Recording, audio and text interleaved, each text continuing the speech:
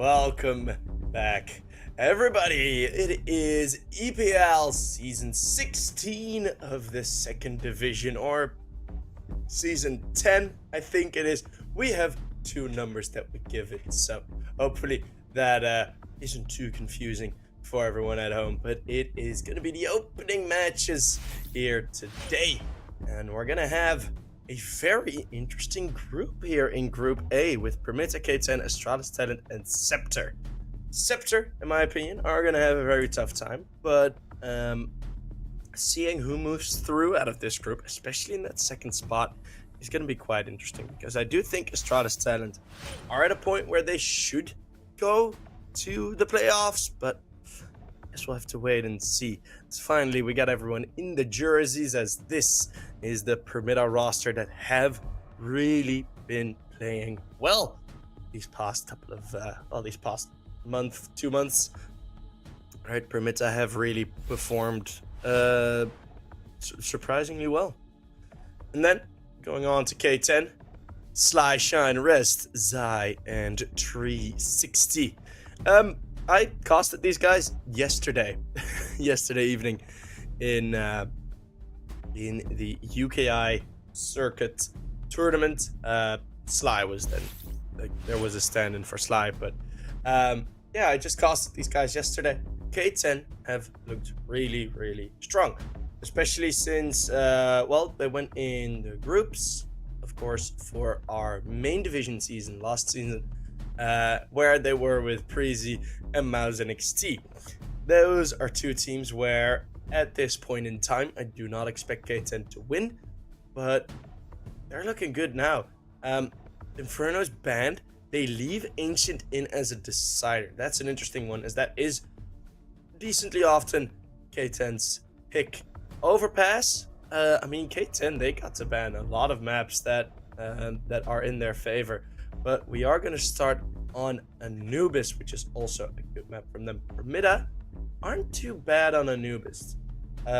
It's no outrageously good performances that they had on Anubis. Nothing where you'd say like, okay, well, K10 made a stupid decision to pick Anubis. It is definitely feeling like their map pick. Permitta, on the other end, I think it is Mirage. Yes. Is it Mirage? Yes, it is Mirage. The second map, which is, yeah, home ground for Permitta and the Polish team, as it is for a lot of Polish teams.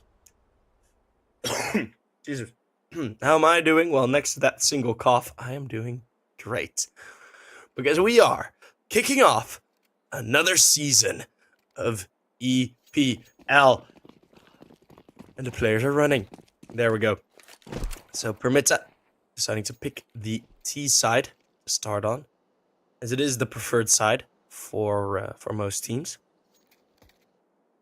Mas is the only one to carry a bit of util. Usually you see a bit more util bot for the pistol round on the T side.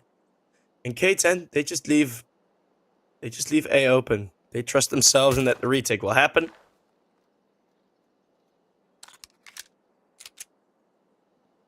And they want to have that stack on B, although I do have a bit of a feeling Permitta are going to get quite the idea of where to go and Sly. Ooh, that's going to make the rotates a bit more difficult. K10 still not moving an inch.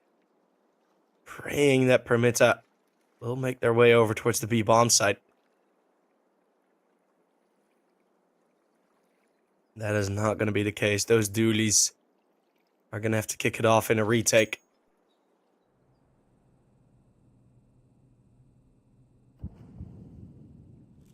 Smoke into camera. Molotov missed, but it's going to be of little influence in this round, as Mast will put the bomb down, and I don't really think K10 got much to do.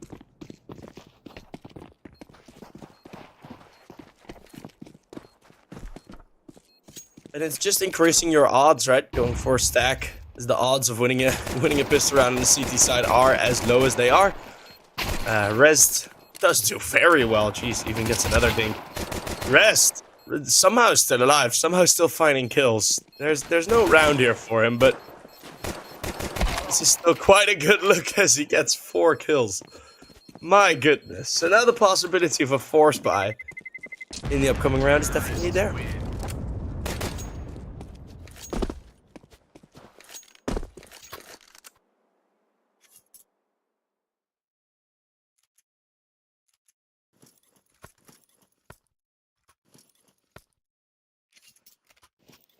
And indeed, Rest using those funds, buying himself an M4.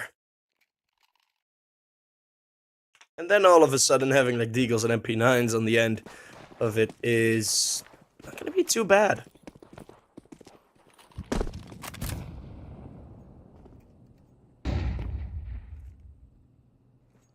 Rest has not invested in armor, so it is only this M4.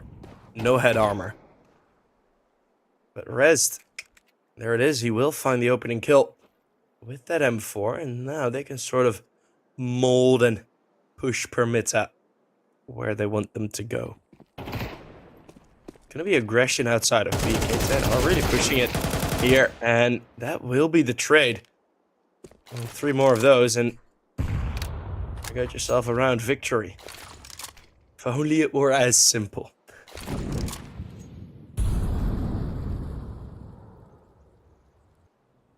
2 rotates have gone past each other here. Mastad is in cave and Rest who's not pushing through.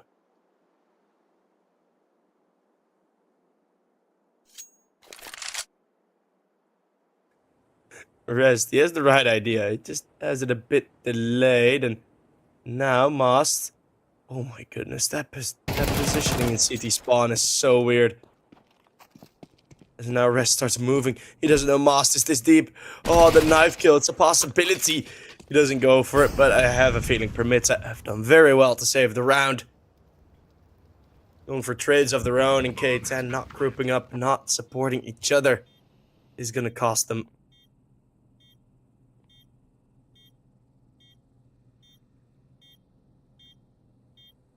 If Permitta make no to little mistakes, should be around. Win Mast, that's a bit of a slow reaction, but yeah, as said, small mistakes you can afford in such a situation. Mary will take the kill anyway, so K10 are gonna have to full eco now. It was a good attempt, it really was, but Permitta, hold on, playing good enough, right? Getting the trade there. Yeah, there you go. Polish on 2.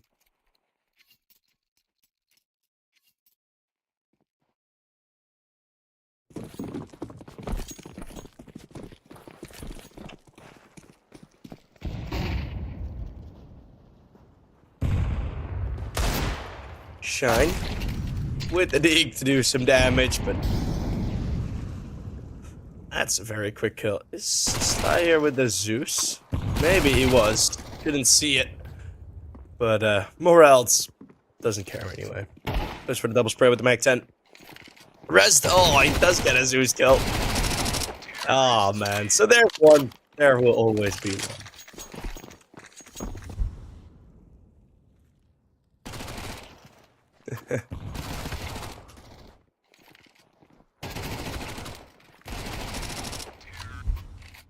The Zeus. The Zeus is the best weapon ever.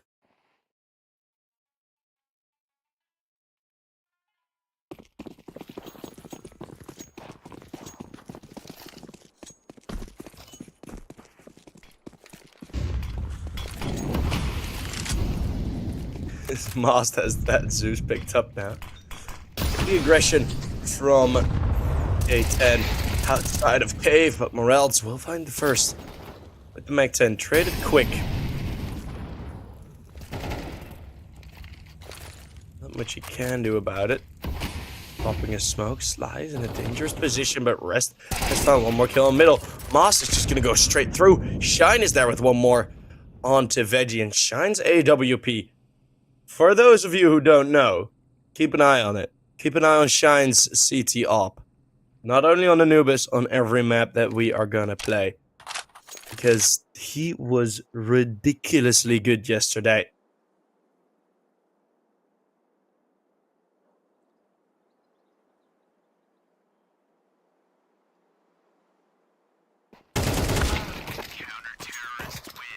And Rest will find the final kill as well, so double kill for him. The IGL, 8-2.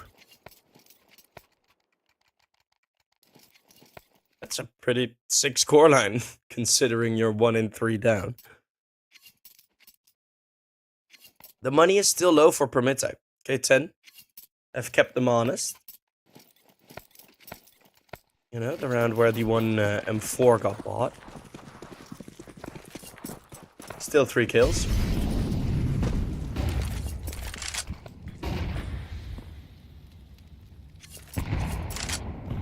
Oof. That nade is hefty. 58 HP in one go. That is, or it was a double nade. No, it wasn't a double nade. Well, Rest. Anyhow, guys in middle. It's a double smoke towards Temple. Well, how much do you want it smoked? Snoop Dogg levels, says Permitta.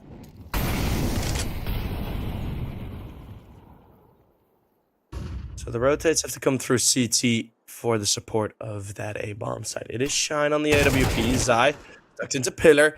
Gets the one kill before being traded.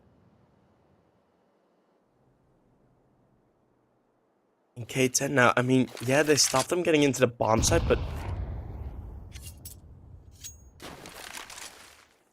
now you give them sort of extra motivation to go for rotations, and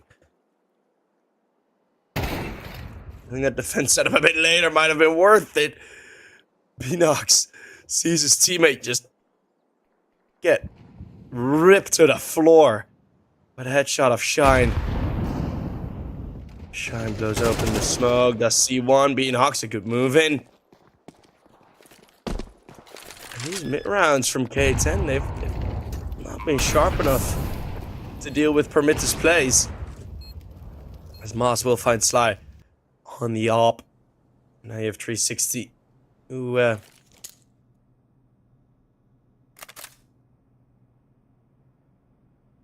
is gonna keep hold of his money and his weapon. Permitta will find a fourth. That round really felt like it could have been a switch in the flow, in the vibe of the game, but it is not to be.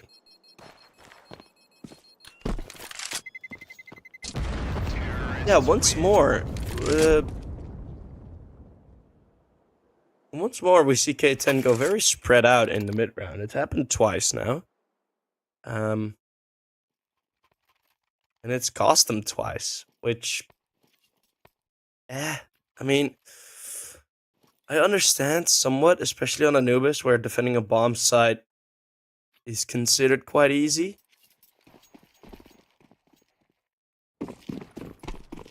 Huh. Yeah, I'm still a bit confused about that as well. So let's see if they will switch that around. Mast with the AWP. It's gonna be a prime target for the nade. Now he'll be able to go down in one headshot. So yes, it's only like what is it? 21 damage. 21. But oh wow, Sly. Mary steps right up and right into it. Veggie is able to trade one more on the bomb site, but on Pizza rests him.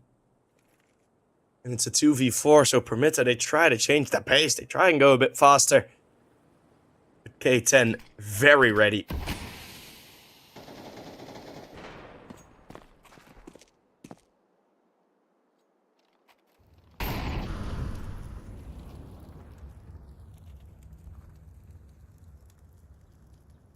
Sly might be caught by Beanox. There's one more. Beanox, he could take this round as there is 2 kills and now to be bomb sets open. It's a 2v4 now all of a sudden. K10 in a very disadvantaged position.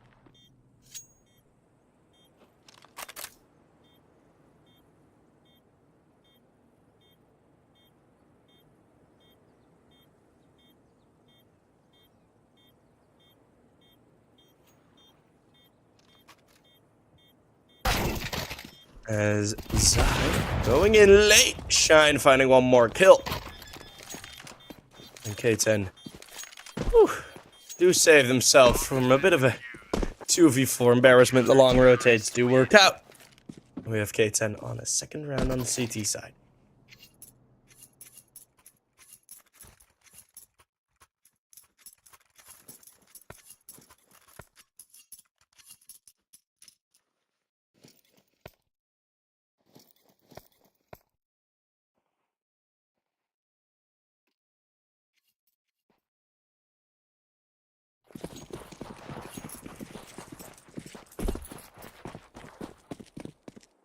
Permitta, in my opinion, one of the teams that are favored to at least get top 4 in this tournament.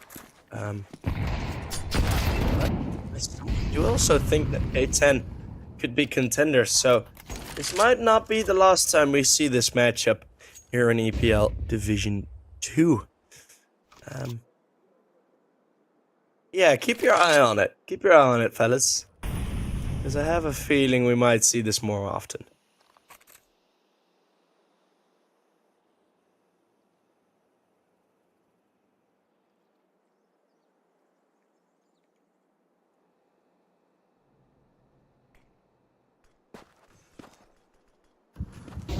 We got wide now. Zai. Moving in. Oh, all surrounded. Not a single point of vision needed, and wow, Permitta. This is looking like a super solid round, straight through middle again.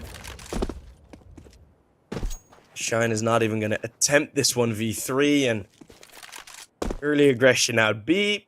They respond with knowing, hey, middle must not be lightly defended. Shine is getting away, but for how much longer? Not much longer. Permitta. And they are on 5.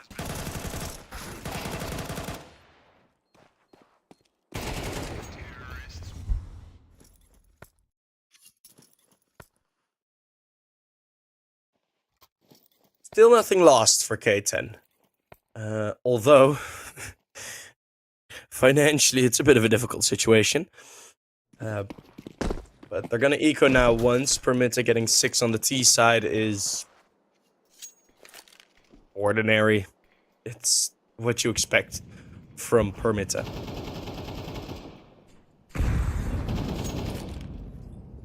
I do also think this is a good test for K10. As they managed to beat Team Secret, yeah, but then they lost to Prezi into NXT. And I think this is a good test to see whereabouts their level is in the EU landscape. As Permitta, of course, once managed to beat Mouse NXT in the ECA playoffs. It was a very sloppy game for Mouse, though.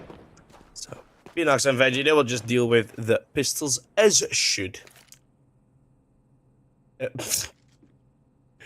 I always giggle a bit when I see that Zeus being pulled out. It is hilarious. I haven't seen any players with the Zeus skin yet, although I don't think it is too expensive. I haven't seen the Zeus skin yet in game. I really want to buy it myself. But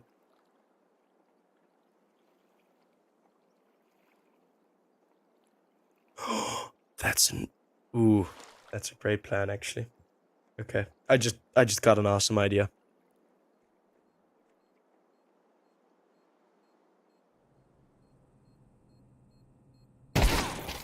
Hey! Silence before the thunderstorm. Bum bum bum.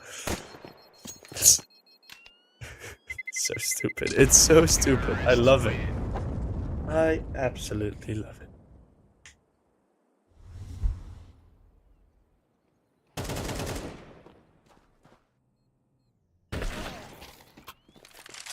I want a Zeus kill for, I mean, I don't know. Never mind. Zeus make my brain hurt. K10 hitting us up with the timeout as Permitta are settling into this.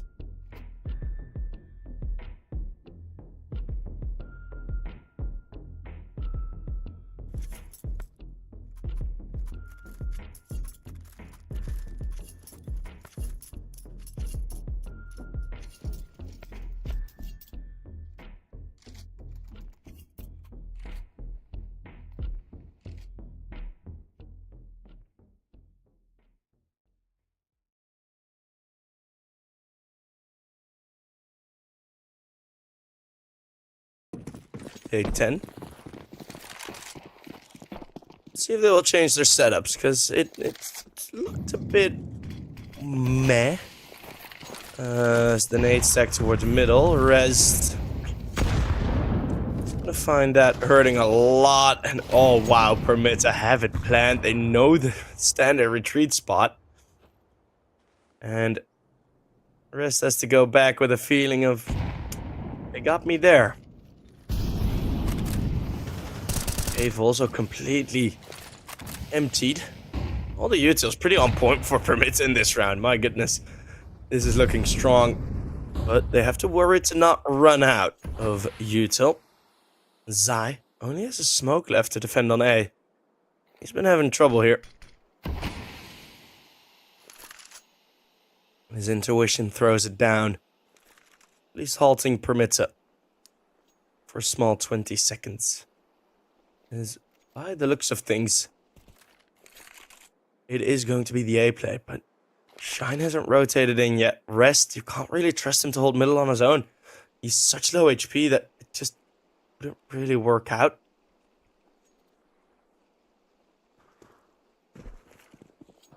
But Rest has this feeling. He's going to make it loud. He's going to call to Permitta. We know what the plan is. And another smoke down. Suddenly Permitta are in trouble. 20 seconds. They blow it open with a nade. It's only the one kill. And Rest on the bomb site. They flash their way through. Beanox on the flank. 2 kills. And suddenly the round is over. And Permitta backs against the wall with a clock above their head. They managed to make it look easy as they force K10 back with the double-handed push. Permitta. 7 rounds on the board. That looked clean AF. That looked really good. Well, yeah. Those entry frags were sharp. Rest not having the health to really go out for the wide swing or to even help Zai a bit more. 360 yet again going down to Veggie.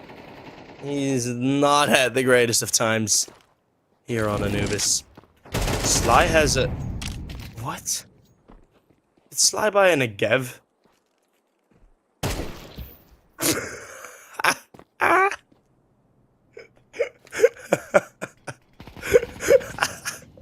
And the Zeus again. Well, there's one thing you can say about K10 is that they're surely entertainers.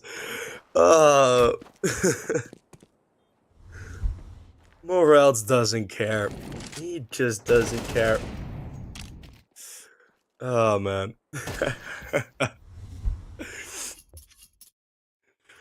Yeah, that is pure enjoyment.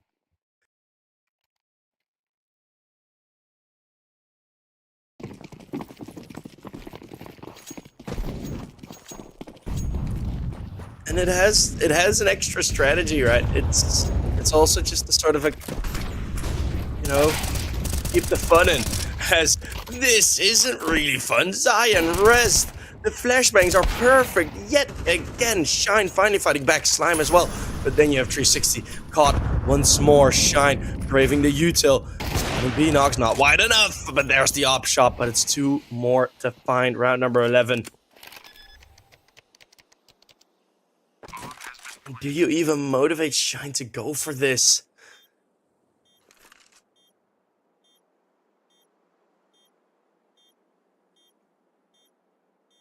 I don't think I would. But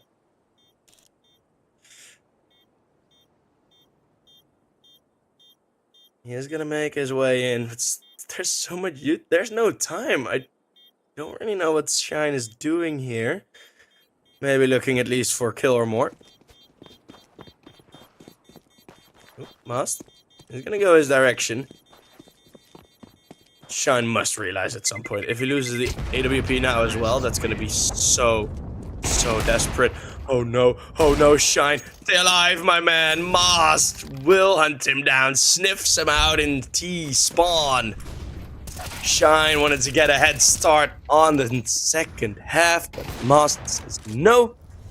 K10 in trouble for round number 12. And a 10-2 scoreline. Whew. That would be a biggie.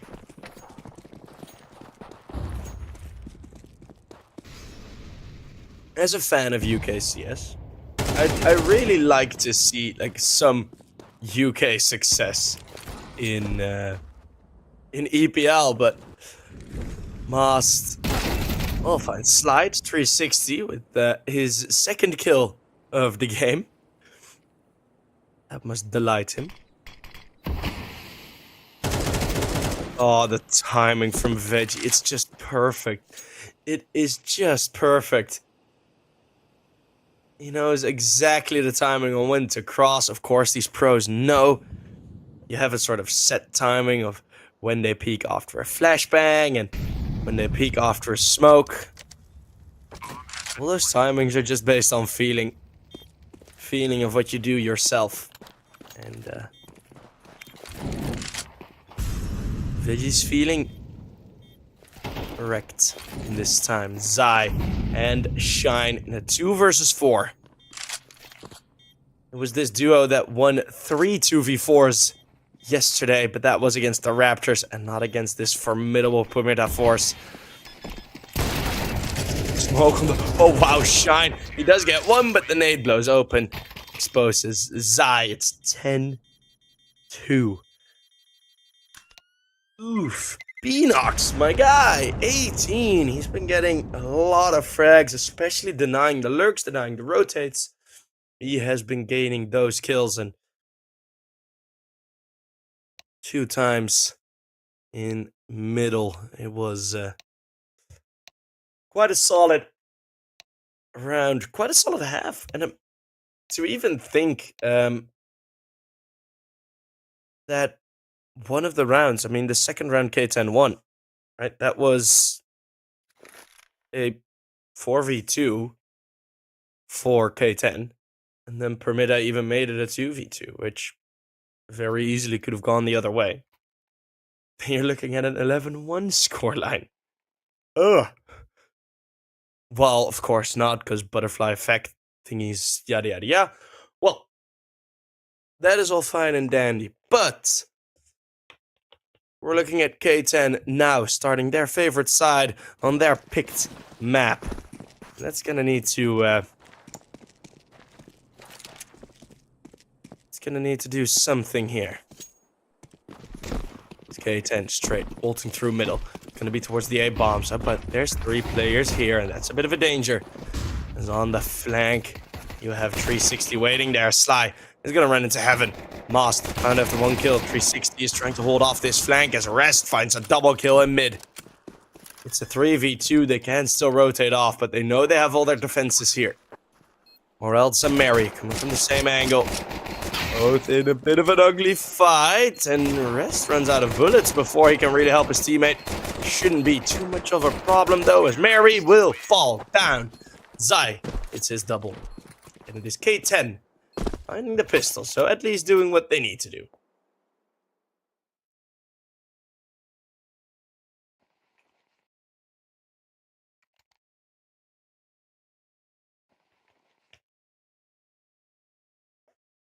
Hopefully you guys didn't hear that, by the way.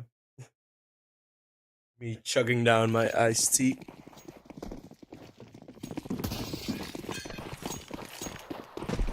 Just be the full eco, flashbang over middle, push with all your USPs. It's quite straightforward. Oh, wow. Sly and Rez. So much damage with the nades. And, Zai will find the final one, so 4 rounds on the board. Now the guns will be brought up for Permitta. And let's see what we'll get. Ooh, we get the MVP stars back on. It's actually a really interesting color combination, the K10 logo.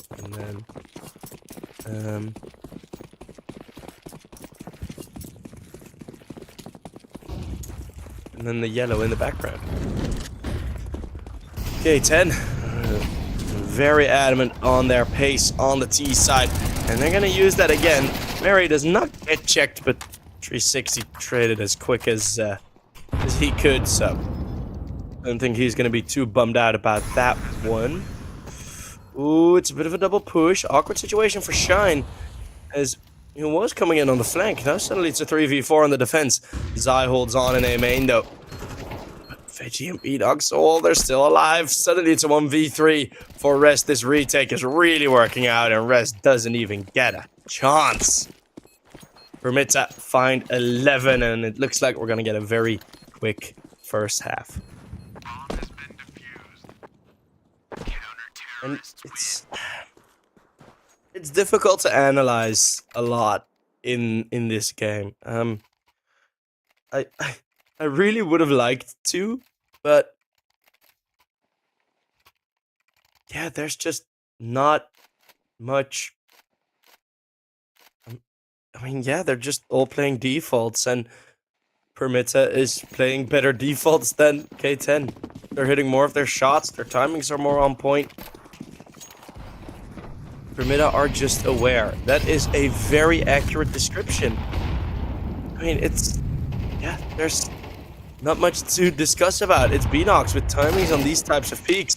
I mean, yes, Sly is able to hold on, but still in these rounds, right? The nade right on top, the util of Permitta. This deserves praise because it has been so damn good.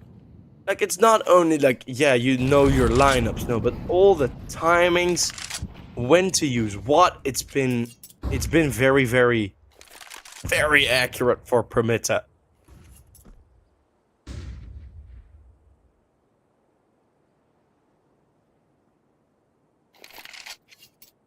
What do you mean, Permitta? This is Prime Astralis in the server at this point.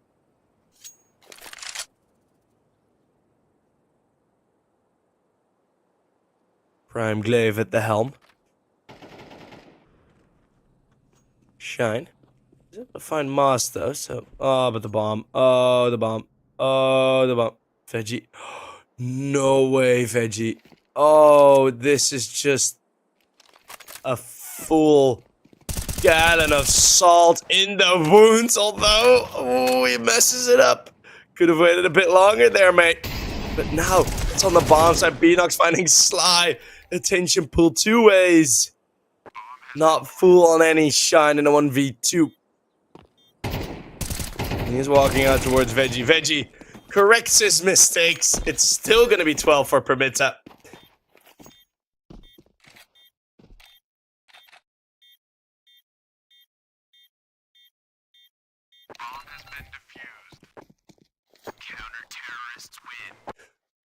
Clave left the major yesterday to play in Permitta today. I mean, he's now used to playing with Polish teams. Lukasz Glaive. Yeah, it's a bummer, but yeah. Just look at Dija's stats at the major, and it's going to be enjoyable. I just saw the Maui sneak tweet. Nothing of my own admission. As K10, oh, Shine. Let's see this. Again, the nade is just spot on. It's been so good. All of their util just has been great. Even if they had little. No, Mast with the AWP finding the first. He's going to reposition for the peek out. One more, nearly the triple as he legs Oh, he leg slide. The flank rest has trouble with the K10 to keep it under control. But the 2 versus 2 bomb could be picked up. And yeah, rest was a dead man there. Veggie, that's a strong peek. Veggie will find the final kill. Pinox has 150 ADR. 69% headshot.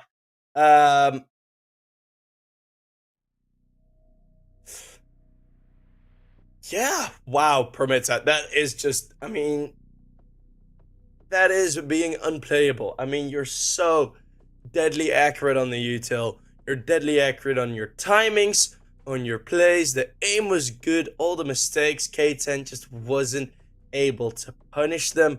Is it going to be the time difference between 10 a.m. and 9 a.m.? Hey, who knows? Maybe. But it might be the reason, but it's not an excuse. That is something that I often like to say as, like, yeah, it could definitely have an influence, but it's not supposed to have so much influence that you look like you get destroyed this badly on a map. But it is what can happen, of course.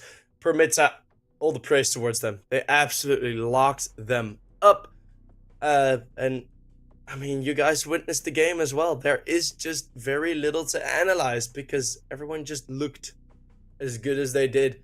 And Permitta just played it awesome. So we're gonna head off to map number 2, which will be Mirage, the map pick of Permitta. You wouldn't be able to tell by the scoreline. We will see you on Mirage. See you guys there.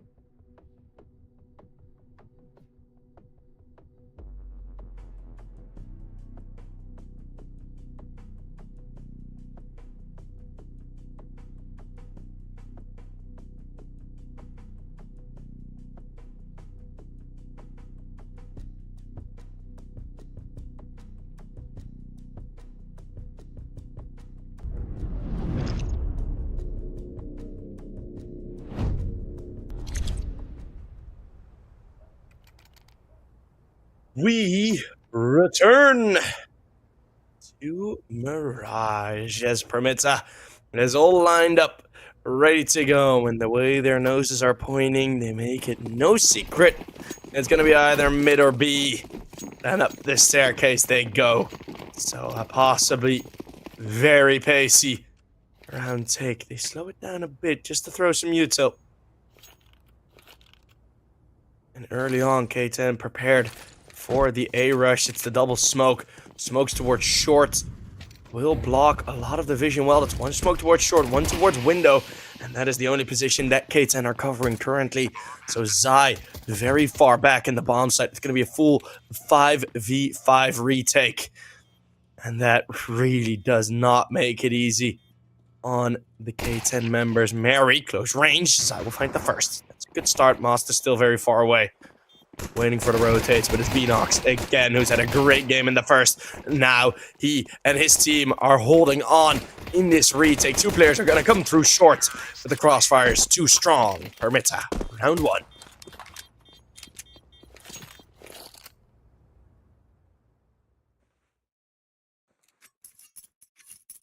K10 again going for a gamble in the pistol round, and again it doesn't work out.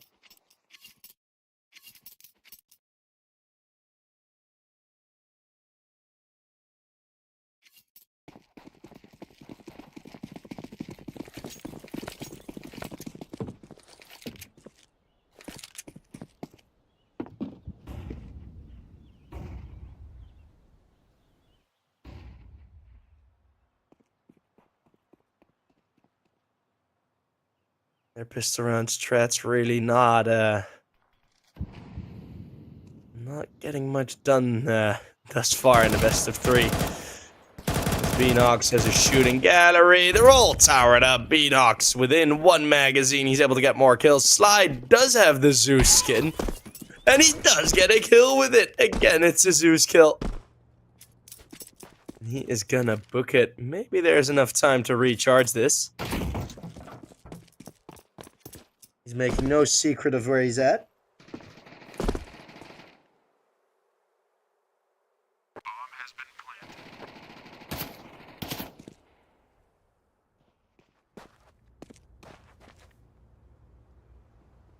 And maybe there's room for one more. Holds his Zeus out. Tuck it to the corner. Morel's will be out too wide. Picking up the Zeus.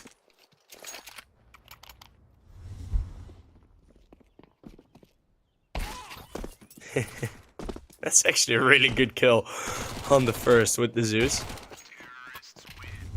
think he pretty much headshotted him.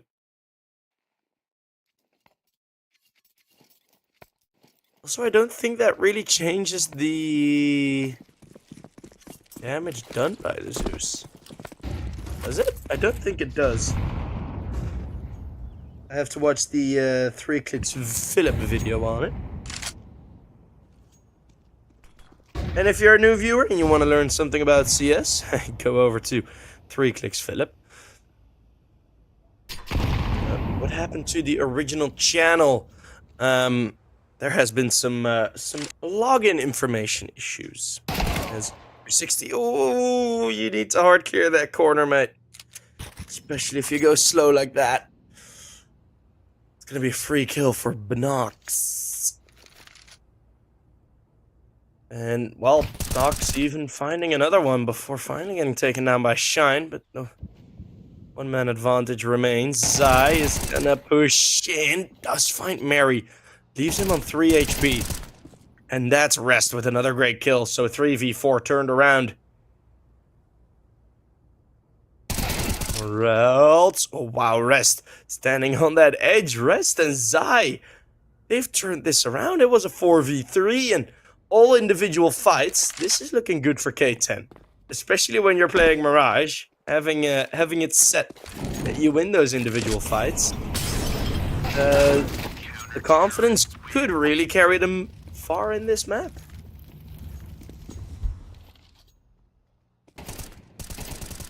I mean, just look at this. It's all individual peaks, and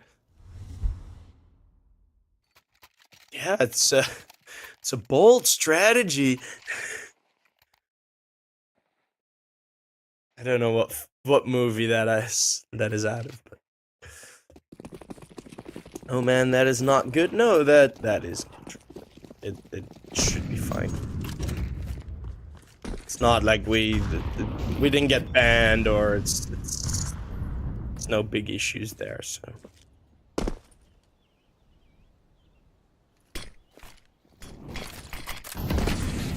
Just some internal changes. As 360 is going to be on the bomb site. No Molotovs or nades towards his position. The counter util from K10 is going to be good. 360 catching one on the bomb site. If he gets a good start to this game, if he gets a good game at all, that should really help them out here. As Zai's going to go very aggressive at the sandwich. He'll get caught without a single kill. Sly did have one on his push through smoke, but now, 2 players are going to be stuck in firebox, but there's no fire to box them out with. It's the double spray from Shine as the low HP player was the last he found. Rezzed. Move up the staircase, looking off towards Mary. That's a great spot. 2 AK saved. K10, hold on.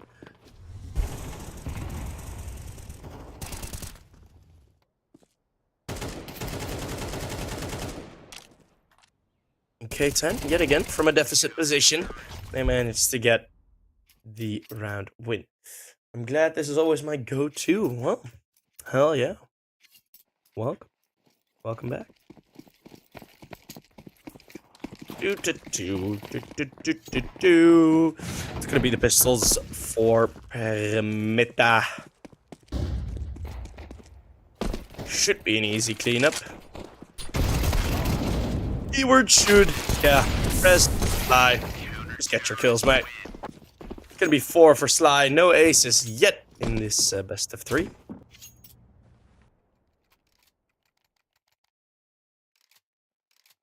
And hey, we're starting to get a good chunk of more viewership. Wait, what? Just checking the United 21 stream, and you have, I suddenly see ESC already lost their organization. That happened very quick. That's a bit disappointing, is it? Yeah. It's whatever. 360. Feels the wood burning above him.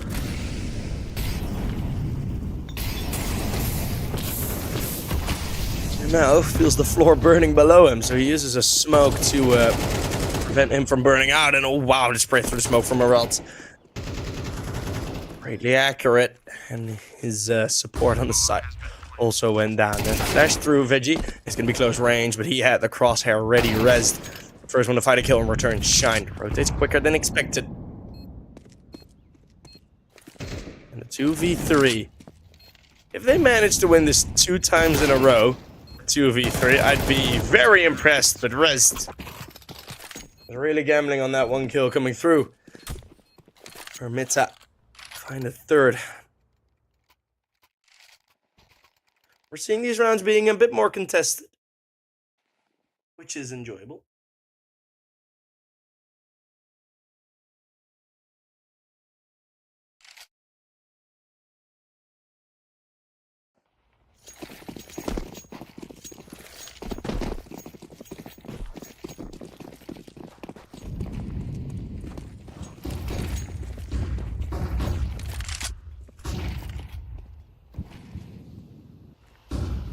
It's such beautiful weather outside as well, by the way. Spring is starting and everything's coming to life again.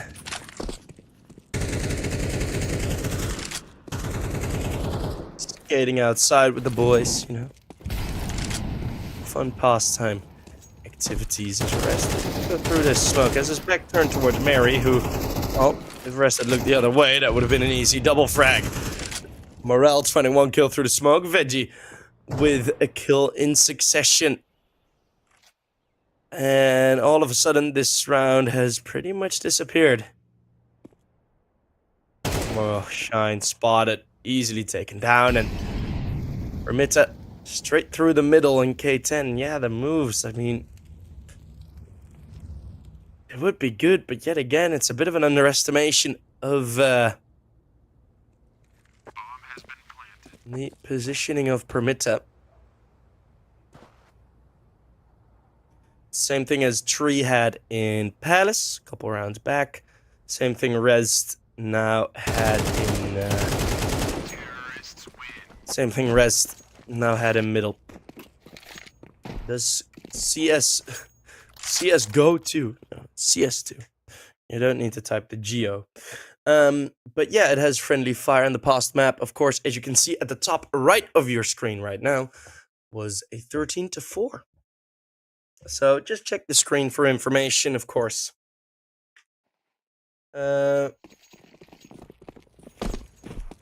Michigan, why you hating, bro?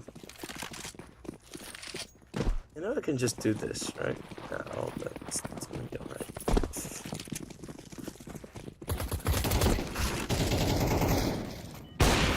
Blue USP is running middle. It's 2 kills, which is decent result. Boss can't get the no scope. All of a sudden, there's 3 weapons to it, and that's the bomb now. What the hell is going on? This is gonna be a full eco victory. It's a 2 versus 2.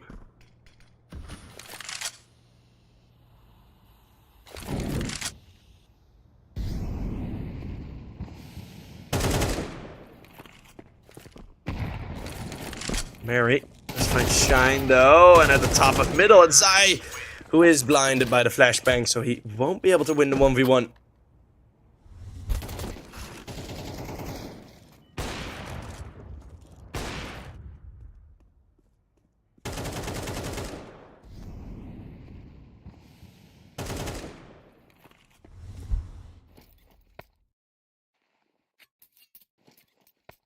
K10, that is a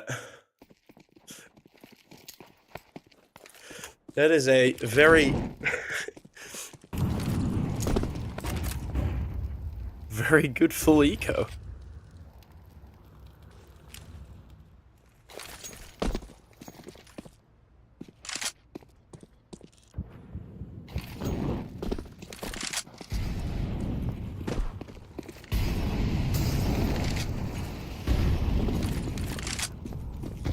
As have side take again. No death yet, but the flashbangs are great. Morale's pushing straight through a smoke, and he finds one more kill, and this is looking like another round ahead of Permitta. Rest finding 1 kill. Mary is still here. The spray is a bit wobbly.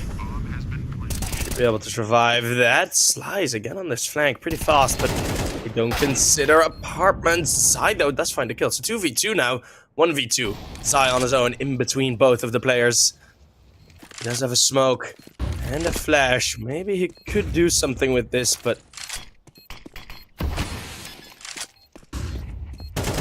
He goes in. Zai picks up on the box, and now... all the players are close. Sprays through smoke are connecting, and eventually... Veg will find it, so again, the 1 versus 1 lost by Zai. Twice, it's been a significant disadvantage for him.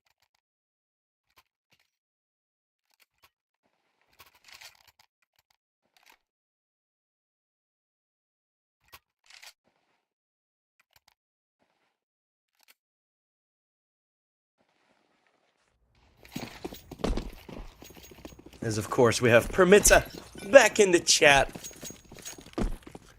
Permitta, who eliminated my pride and joy, Mouse NXT.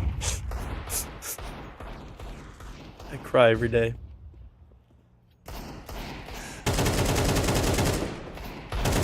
Race to the smoke, connecting eventually. Oh, that could have been a double kill for Rest. Instead, it's nothing as Permitta block each other. Have to reverse their own Molotov. Won't probably be the biggest issue as 2 more kills coming through. Well, that's 3 more kills coming through.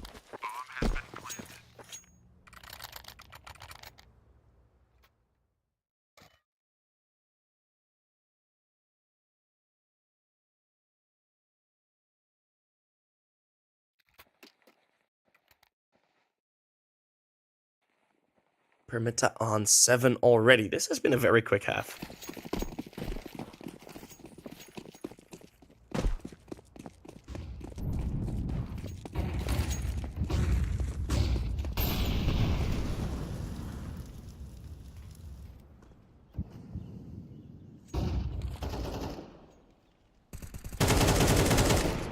Ooh, wow, he knocks out of apartment or palace. Feels like he's the king. Veggie again coming in as second player, and again good for 1 kill. He's been very consistent in those trades. Dash goes over, Rest will find the kill easy. Again, it's going to be a 2v3, a man disadvantage. Player's going to be peeking out the Molotovs. Good Rest taken out from above Mary. Mary will find that kill. Wanted to go through towards CT. It's not to be.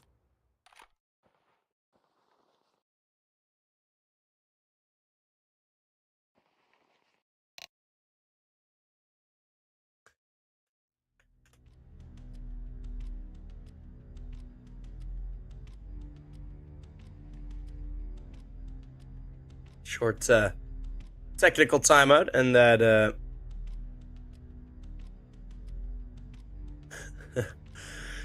that image of the TV is a perfect way to describe it. Hopefully this tech pause can be fixed quite soon.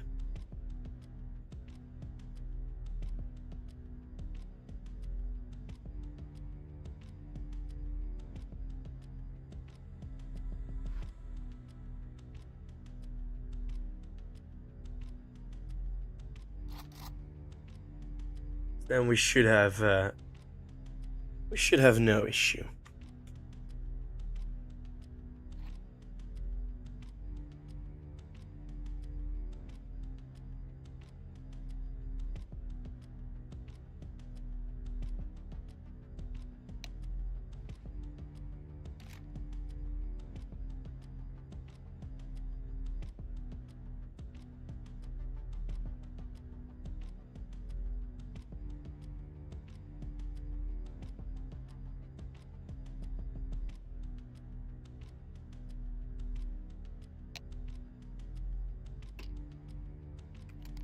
Well, everything is reset.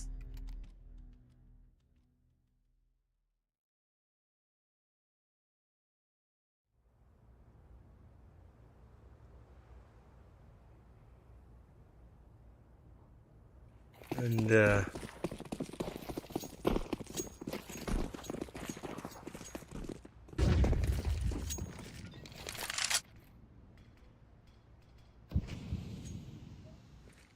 we have the final round of the half.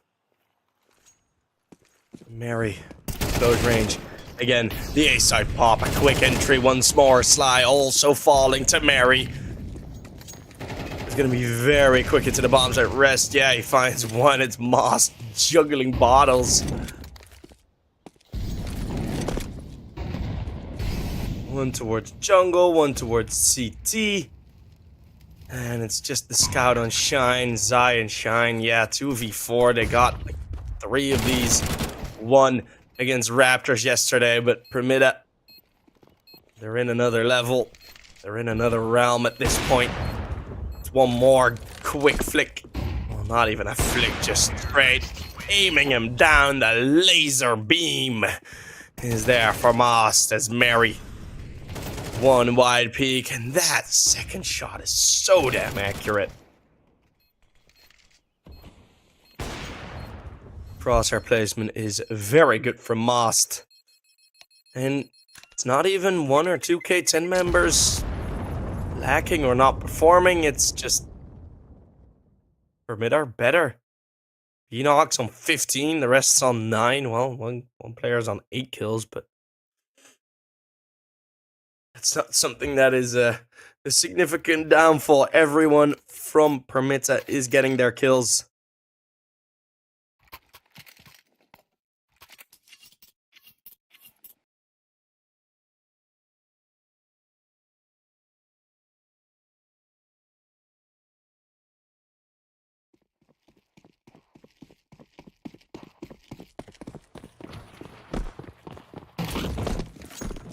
be a second pistol round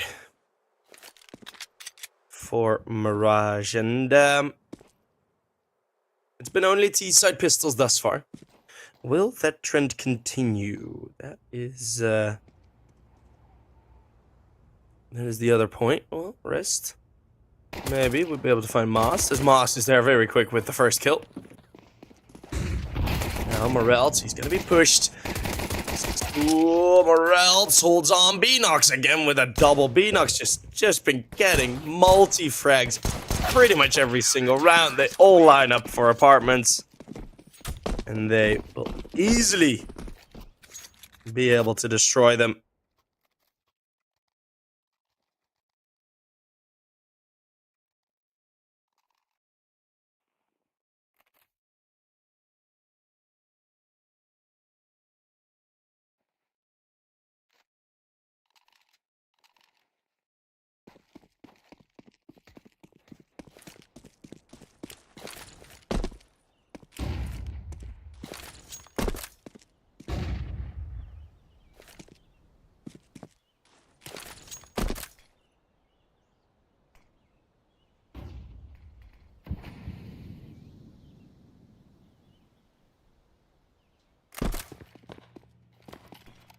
It's going to be the force buy from K10.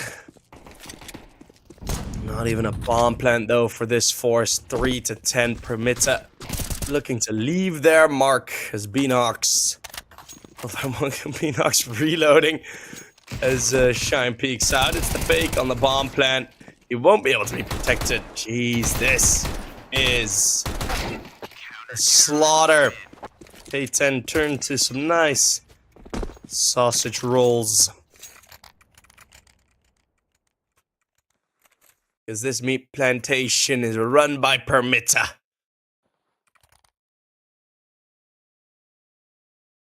And this is gonna be... Is this gonna really be a best of 3 that is done within an hour and a half? That could actually be happening here.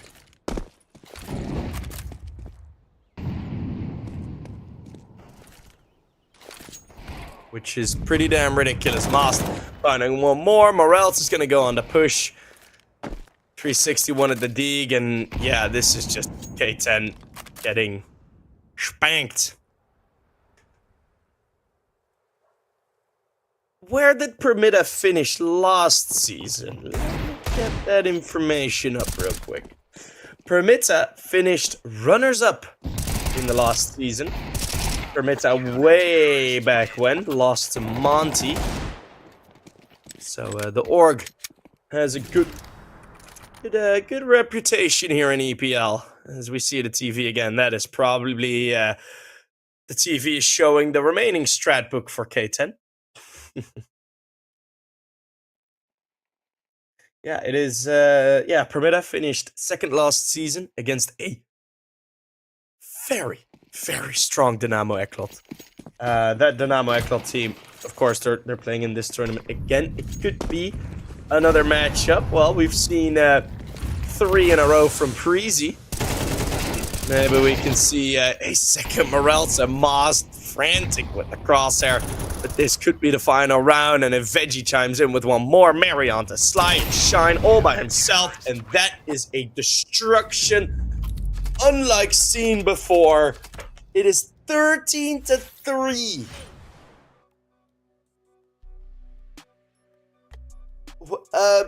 Yeah, we're done with game 1. That was a bit more of a blowout than I expected.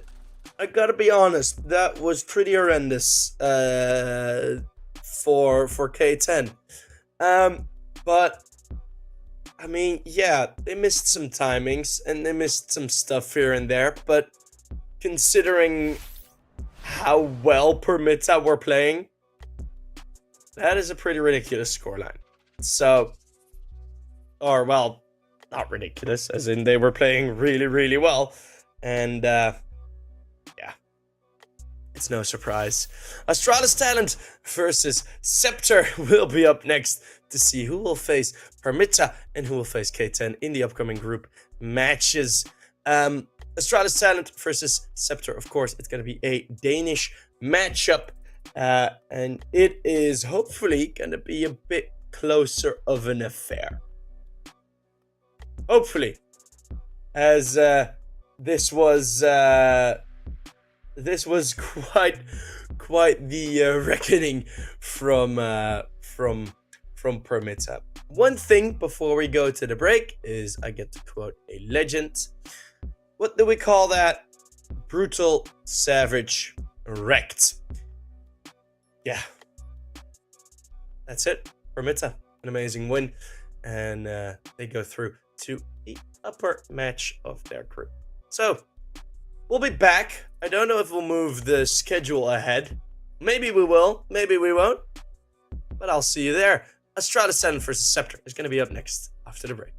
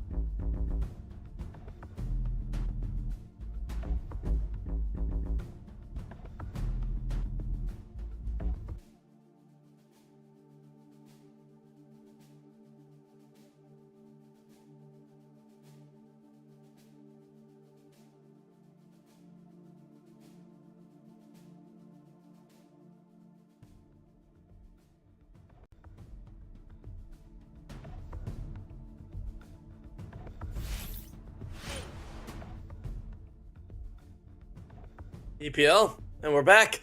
We had a very long break, and that is no thanks to Permitta absolutely destroying K10 in the previous game.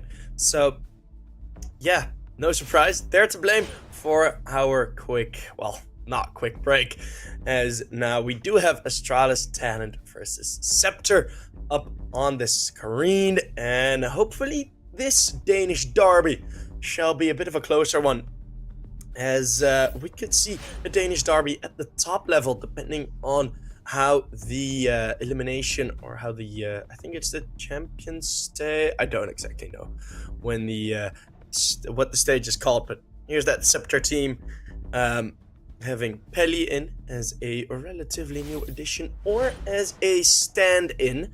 That is something that I am still a bit unaware of, and Alexum Fun will be standing in for Tops.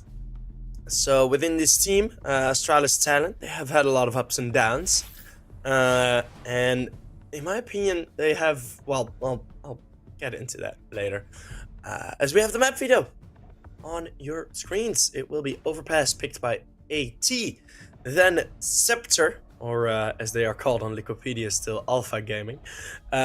CEPTER do pick a Vertigo, which is also a decent map from what I can remember in the past from this Astralis Talent roster. And then Ancient will be the final one. So, yeah, Astralis Talent, what, like, a trouble that they started running into, right? They did have some very good performances, especially when Altex was still in there. Altex, of course, now has moved on to Perita, who's enjoying some great success there. But I think throughout all the troubles that Astralis have had recently, more to the back end of 2023, I think the Astralis Talent side has really suffered with that as well, and that is a bit of a bummer side effect. Hopefully Astralis Talent can recover. So we have the coach lining up the util. He will let his team go for all the exits and all the entries. Let's see. Let me slow walking in. The door's still closed, so Leaks won't be able to spot much of anything, because now he's right behind them. Finds Ansgi. And Lumsen also with one kill. That is all the way from CT. Jabun, the first one to get a kill, but Nofi with the triple, and that's a very quick round. CEPTER take the first without much opposition. Who wins, Sheepy Boy? I have no clue. Well, yeah, the stand-in was very last minute, as Tops, I think, had hardware issues. That's why we couldn't really make an announcement. I mean, it is a thing with stand-ins, right? It is through being overpowered by circumstance. As, okay, this force buy, there's actually something here. As Croc gets first, Ellie, hold on, well onto two, maybe a third on the MP9. Ansky's gonna move forward, so the scare after the first Tech9 kill will be mitigated. Here, finding the one kill.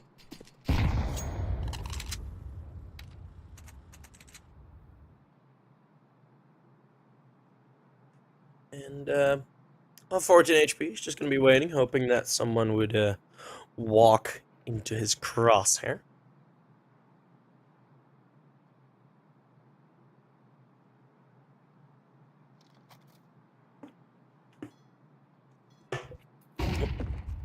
That was my bottle clicking. As stay hydrated, guys. Here, does okay. Ooh, nearly finding Pelly as well, who does eventually complete his 4K and is able to save the rifle.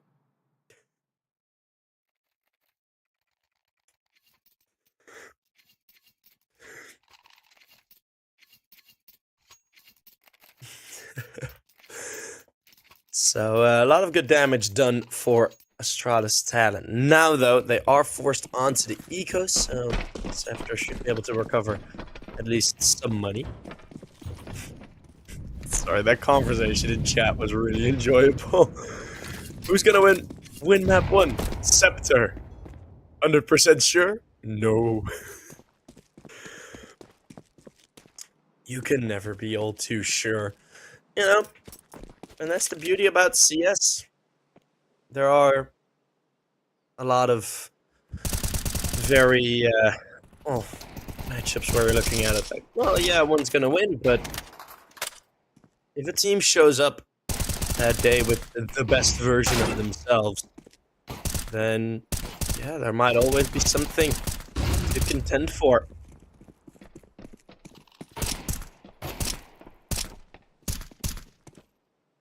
This Ansky is going to be the only one, hoping to find an extra kill on that dig. Let the SMGs get some kills as well. So some more money on the board for CEPTER. It's a pretty regular conversion of the first 3 rounds.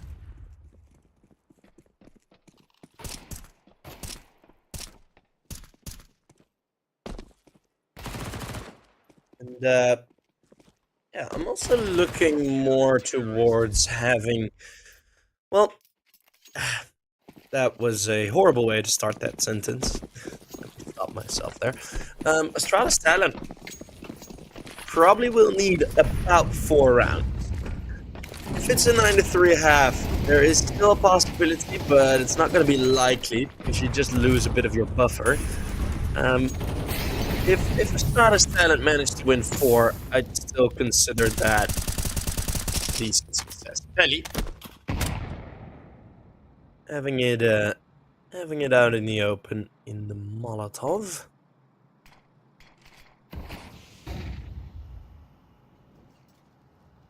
Loses a bit of health, but the fact that there's also been a good amount of damage done towards the AT side.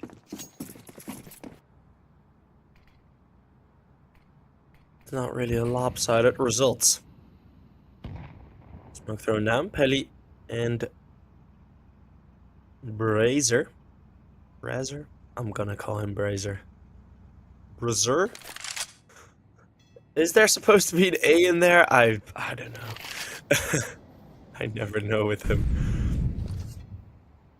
Oh, Flash can fly over. Leaks 5-1 as Nofi starts spraying back. Turn to Lumsen.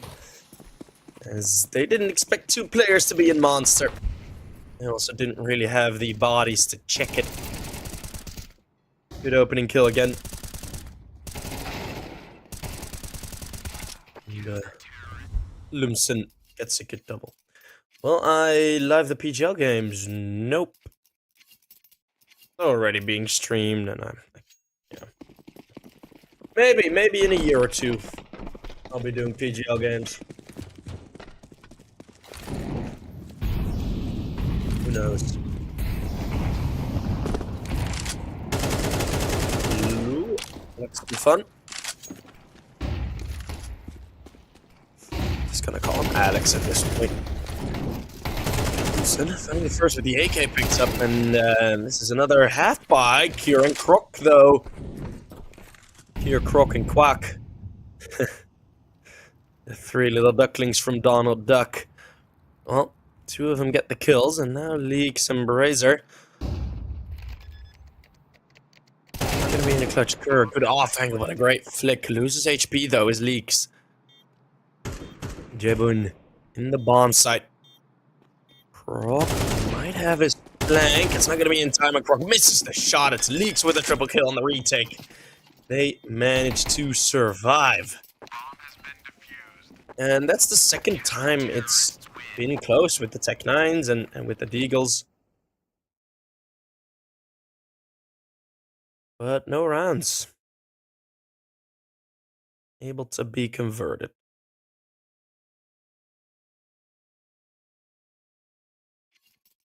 Well, converted yet. It's 5-0, yes, but it's also 5-0 on the CT side of Overpass, so nothing is lost just yet.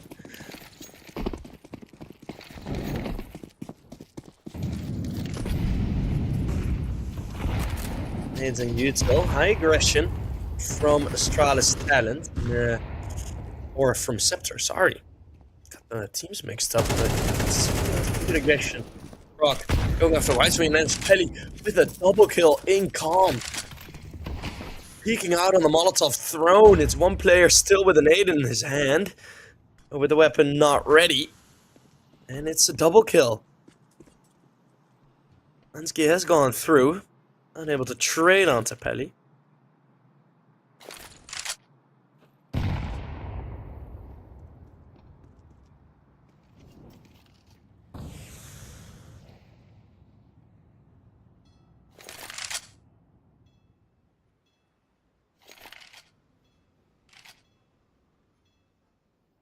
Pelly now is in toilets. A 3v5. Gun barrel spotted. Croc has no information like that in return. So Pelly. Oh, he also sees the shadow. Oh, it's going to be open frag. Jaboon. Let's get the trade, but effectively a 2v5. Needs to be won here. Ansky pushed up far forward. There is the flank coming in. If that flank goes down, there's a bit of a retreat possibility, but how long before you check behind you? Nofi at the other end of the smoke. And Jaboon gets the no-scope close range. Suddenly this is around, especially now as Ansky is coming in on the bomb site. Leagues will trade onto him though. Leagues on 1 HP.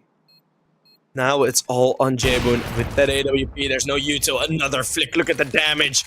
Oh, Jaboon, you would do so well to just pick the pistol, but the AWP will have no issues. Jaboon spots him off the bomb, and that's a lovely clutch. Astralis talent, a 2v5, turned around to the round victory. So Pelly did all the work that should have been enough.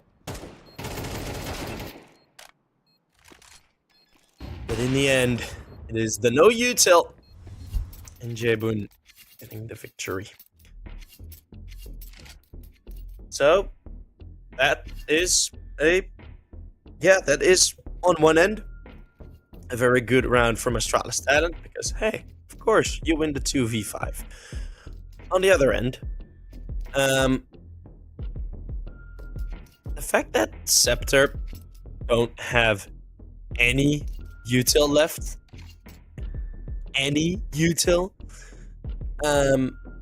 that is something that they're gonna have to keep in mind.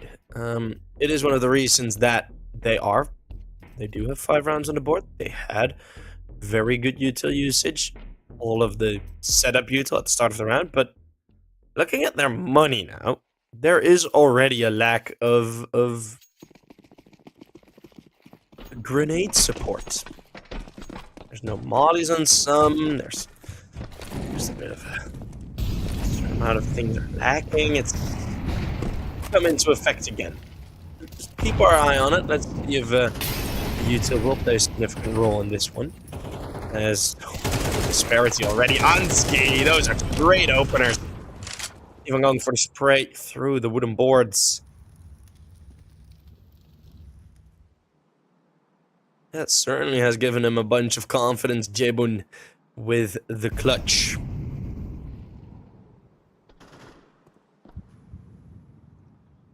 Nofi is able to trade on to Ansky, but Leaks is still in this close by position. That could be worth a kill. It's CEPTER very spread out. Sort of, well, one of the players at least has to get a double kill, but they are for now counting on solo plays. There is one flashbang to possibly support Leaks. Oh wow, the timing. Oh, the timing is magnificent. Leaks. He's right behind Kerr. And that's the first kill found. So, Leaks makes it worth it. And now, towards the B-bomb side they go. Razor, spotted. Now, Croc. The bomb down for his teammate. He's going to peek out wide. It's an offie. He didn't think that they were going to peek that angle. Smoke off on the AWP. Still the op gets a shot. Oh my goodness. Straight through the smoke, and the bomb needs to get planted. Croc settling into the upwards position. League's not even checking it. And the 1v2 clutch on the AWP. A more difficult situation than Jaboon was in. But Brazier, maybe he's able to find something Although unlikely that off shot could, if it had connected to the head of Jabin, taking him down, and maybe it would have been around, but he's going to save that AWP because they are low on money, and that is a result of Astralis Silence's active half-buy rounds. Right, the couple rounds that they had with the Tech 9s and Eagles, they did a lot of damage, and as I said, 5 rounds on the board, even if it's 5-0, not a biggie. Is Astralis talent now. Get 2 rounds in return.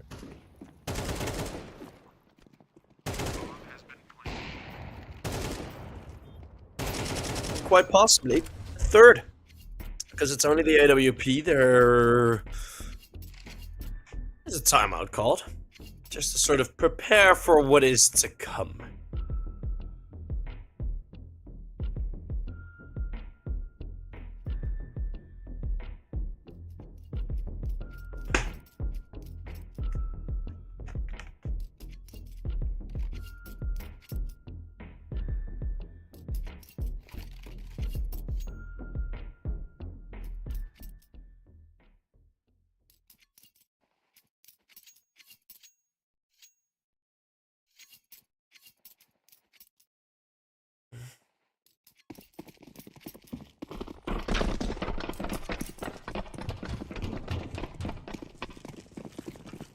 So there is no weapons next to the AWP. That is quite a disciplined decision.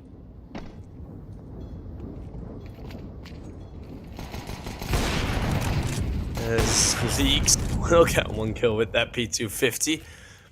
Maybe the AWP Brazier is able to find something. Especially if they open that door, Brazier's gonna the more upwards position. Now it's an op-v-op battle, but Brazier's holding the angle. What a peak, K-Boon!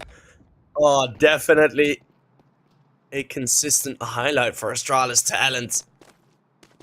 As he has been. Right? Throughout all the turmoil that this team has gone through.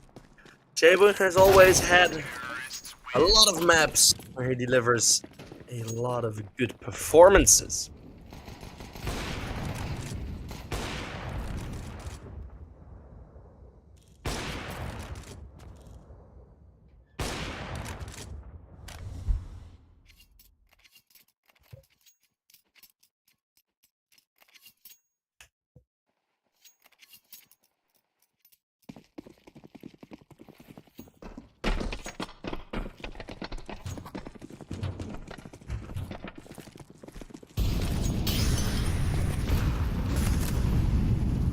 Boost up into short, as Ansgi and Kier are going to be the ones easily cleaning those pushes up.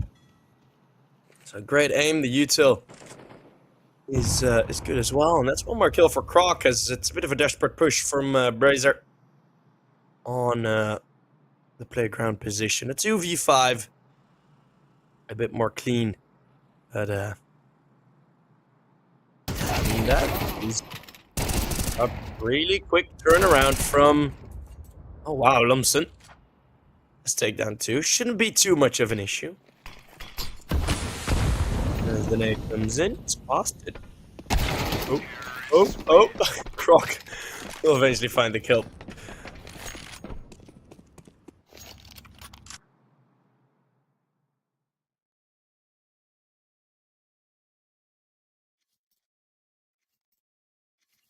They are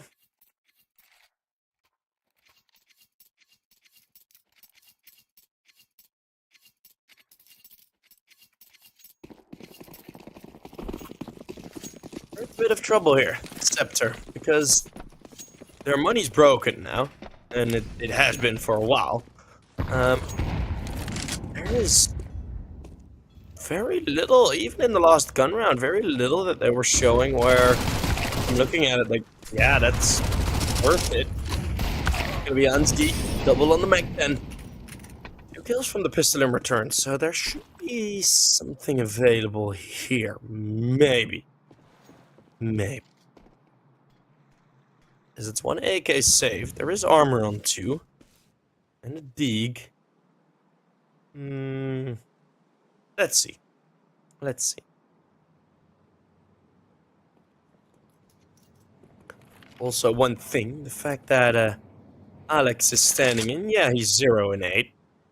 But it is a player from the same system, right? And you don't have to get a stand-in from another team, or not even another team, maybe just a free player.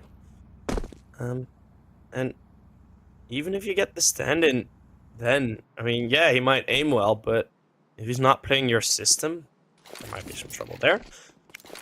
Now, the stack for CEPTER is in quite a good position. The AK, though, is not here, but that wouldn't matter. It's for the first. It's, the AK finding 1 kill. The op yeeted over the wall. I'm starting to run very low. Brazier with 1, Brazier with 2. As it's CEPTER winning a half-buy round. And that is a bit of revenge for the 2v5. So we're all equal in miracle rounds now. Astralis Talent already do have their 4th. The money takes a big breath of fresh air for CEPTER. Astralis Talent, though, hey, they still got 5 AKs and all the util that they'd want. So.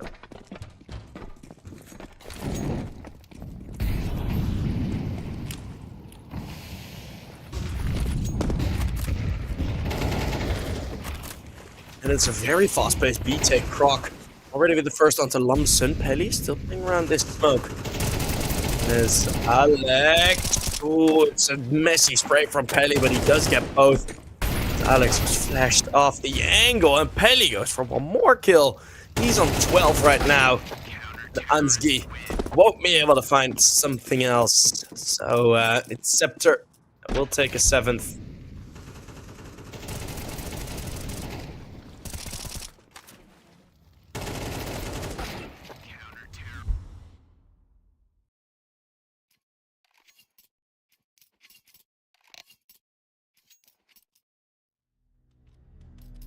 Is a slight tech pause called.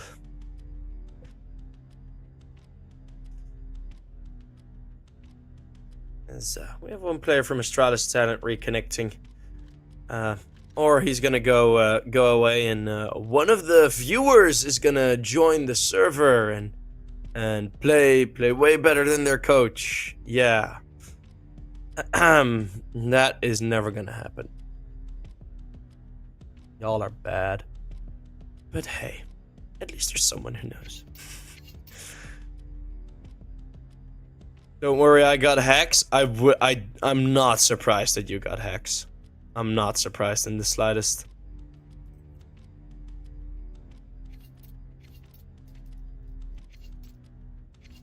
Top frag in Asia server.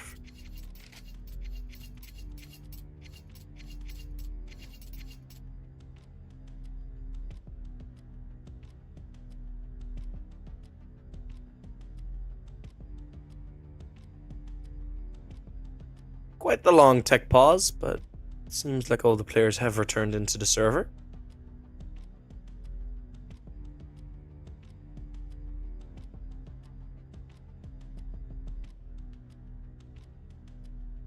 Seems like they, if Astralis Talent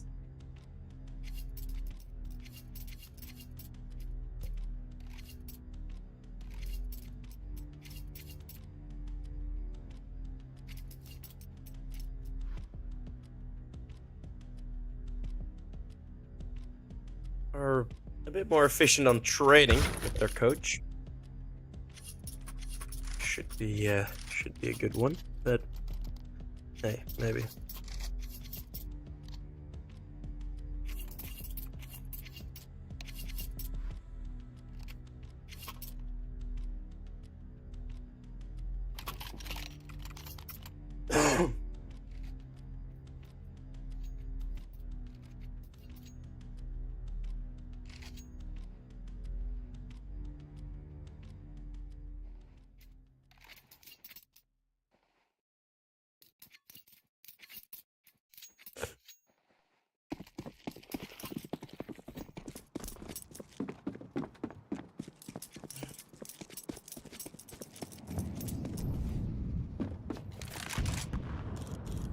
gonna be the boost up with the lightning strike. Well, it strikes from above as it should.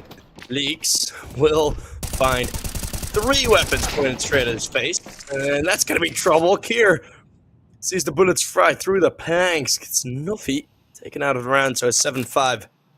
Definitely still on the cards here.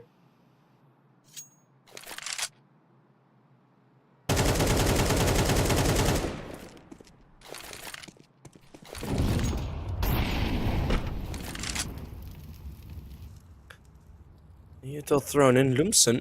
Ooh, interesting. But Kier finds it interesting as well, as he's just able to stop it before there's anything to find. Pelly and Brazier. Oh, they're going to be in a 2v5.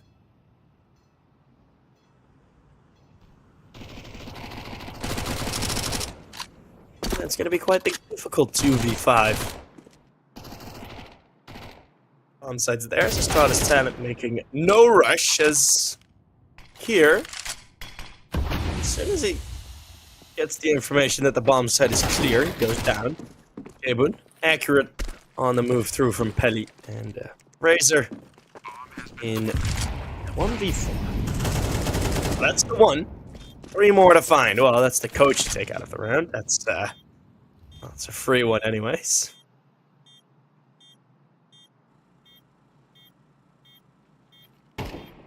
As Brazier is going to be close range. Jim's going to move forward and going to easily get the headshot.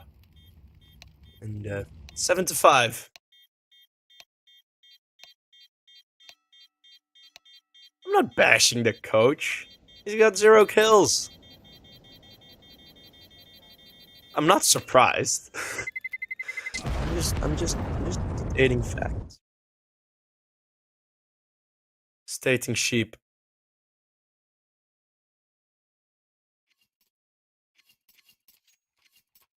But this would be an interesting one. Are they gonna play Alexum on the same position as Tops? Or are they gonna move around a bit with him? Yet again, he's the one to carry the util. So he takes his role. He takes his role. Which is also very nice to see. And I think that's why it is still somewhat working. I mean, we've seen games where IGLs drop 5, maybe 10 kills in like double OT, and still the team win. If you have someone who just is a very good support player, which I've no doubt Alex Sum is, well, then yeah, you just make it a bit easier for your teammates. They're going to be running back flashbangs to support Ansgi. First flash doesn't really connect onto anyone, and T-side flashes will to Lumsen with the double entries from behind. Braze are with 1, and there's going to be another pistol. Oh wow, that's accuracy.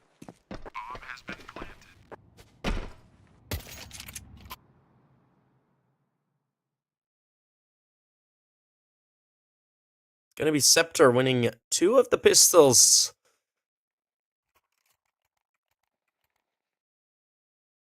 That might make it difficult.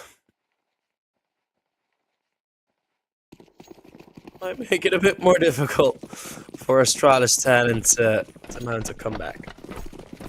It's the force buy on the CT side, okay. Oh, you're definitely confident. Well, I had the force buys in the previous half, all of which showed some very good results.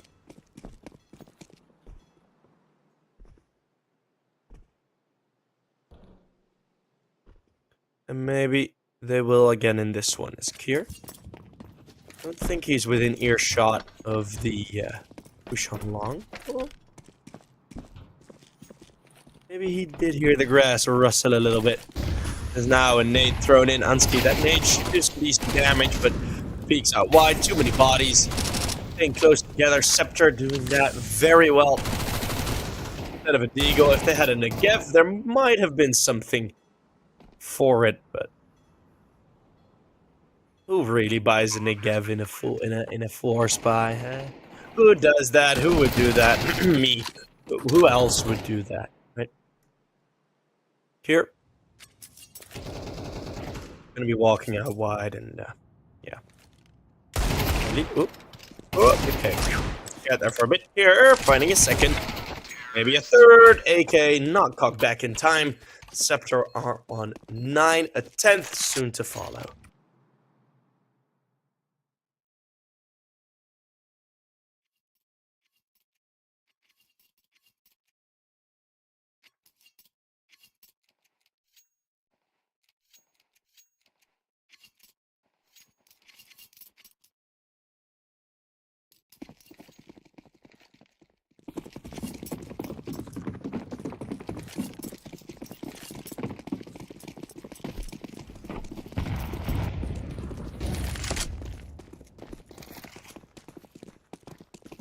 So now it's going to be the long stack. See how well they walk into it here. Finding the 1 kill as it's going to be 3 in return before they fall back.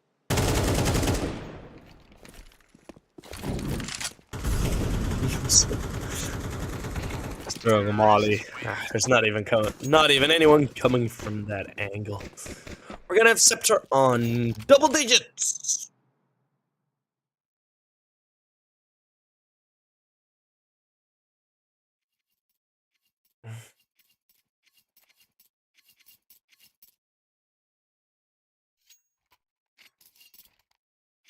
Ten to 5.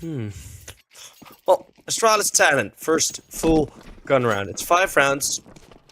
CEPTER had a 5-round streak on the CT side. Astralis talent should be able to get that as well. Alright. One team can do it, the other can as well. It isn't above imagination. CEPTER. Slow walkout, so no util used for this push. Unsky trades onto 1 as the sprays through from short get avoided.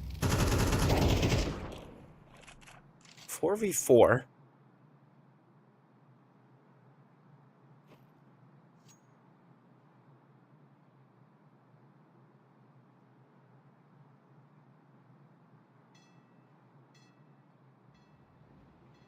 The CEPTER slow it down. So where Astralis talent really did have quite a lot of pace in their T sides,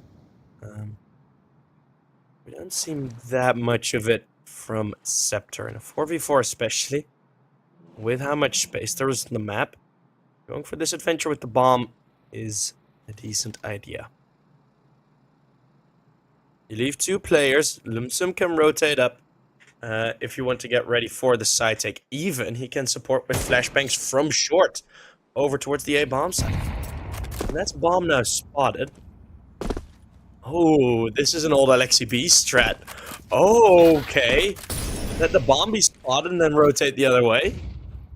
Astralis talent are not falling for it though. They are throwing some util. Alexom, the first skin! Lumps him.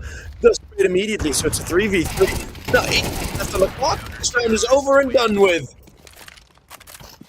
And Alexom will get the first. Yes! The man, the legend, is on the board, baby.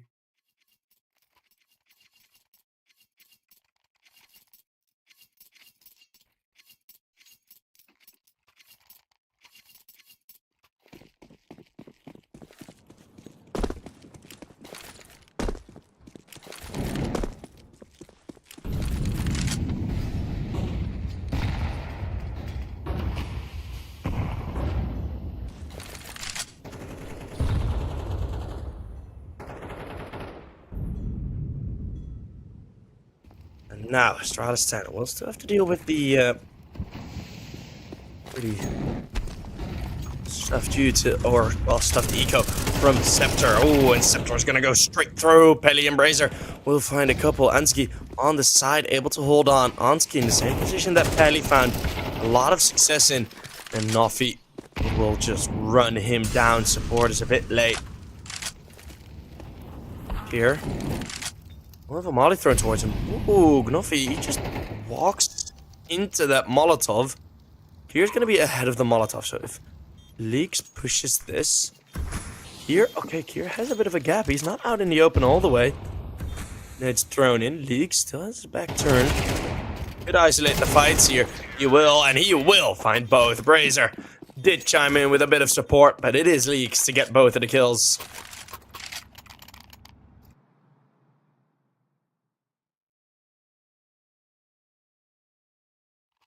$11-6.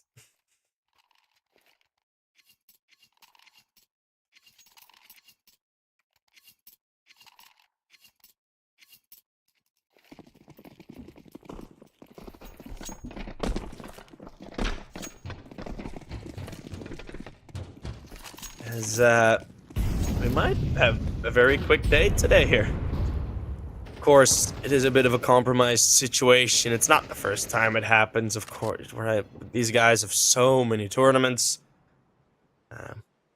that some compromises need to be made. There's a very good chance that Tops is having exams right now. And even though we consider Counter-Strike to have a great importance in our lives, sometimes the real world is just a bit more important. And that is something that I absolutely do not blame them for. Well, in they go. Here, that's a very good move around in the toilets. And AWP to be picked up, and he gets a dink on the turnaround, but Nuffy is able to find the kill with the AK, and now suddenly it's a bit of a ragtag boy band of weapons on the Astralis talent side, and not the good boy bands. No, like the bad ones that fall apart. Leaks and Jboon. Oh, it's equal trades as they get in. Alexom is just gonna stick this. He's just gonna stick this because they know Nuffy is back. The trust in Unsky is immense. Oh my god. What a play. What a retake. That is so good. Astralis talent going for the trades in. They knew that Nuffy was all the way back. And then... oh my god. Wow. Tactical pause. That was, yeah. I really didn't think that was going to happen. Because there was very little utility left, but they just walk through the smokes, get all the kills, and do what needs to be done. I love that from Alexom, by the way. Just 2v2, just, yep, 10-second defuse. Alright, here I'm at. Just sticking it. Ansgi will get the kill.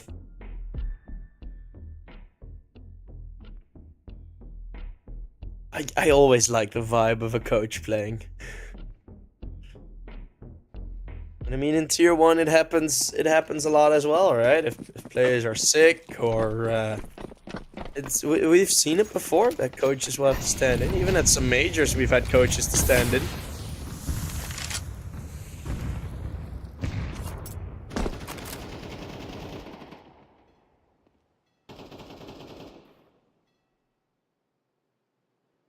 Yeah, but those coaches can shoot. Hey, Alexom has 1 kill. It's probably a lot more than I would have gotten if I had joined in, so... I'm on the no-hate train.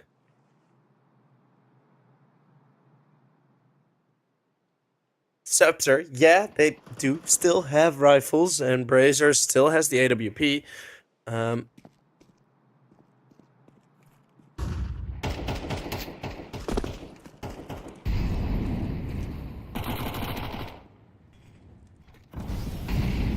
Three smokes and a molly. There could be a decent execute out of that, or they're just gonna decide to go silent. But look at these pushes from Astralis talent. This is what they talked about in the pause. Jboon is gonna be right behind him, and the FAMAS can feel like a laser sometimes. That's the bomb drop, but Jboon is isolated on his own now. The swing out wide. Jboon has picked up the off and Lumsum unaware. What a play from Jboon and Kier. Jboon does go down now, but Ansky will chime in. It's gonna be a low HP Nuffy on his own. No trouble at all. And this round was a very fun example of what Alexom is doing. As in, right, if you put Alexom in the position of where J-Boom was pushing right now, right, you could get him into situations where he gets more kills, but does Alexom get the second, or is his positioning good enough, or for a third, whatever, right? So yeah, he might get more kills, but effectively you take more risk as Astralis talent, and he knows that very, very well.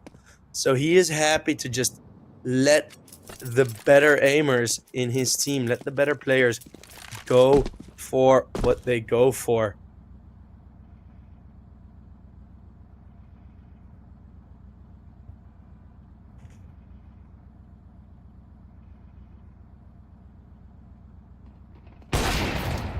Yup, ready for one is the Deagle coming in. It's Kier lining him up. He gets a triple kill, and that should be the round.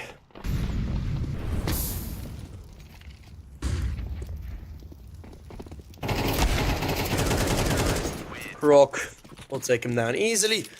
And that's going to be round number 9 on the board. It is their map pick nonetheless.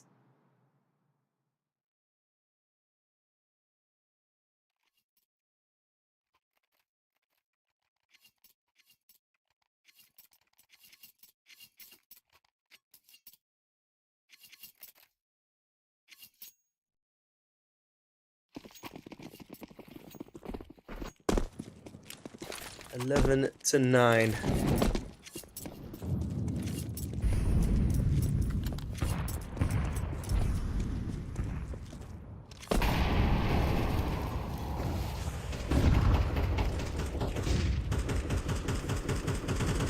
It's going to be a slower round for CEPTER. Again, leaving Nofi early in the rotates. The run boost does get the spot, but it's Kieran Long who will just decide to fall back.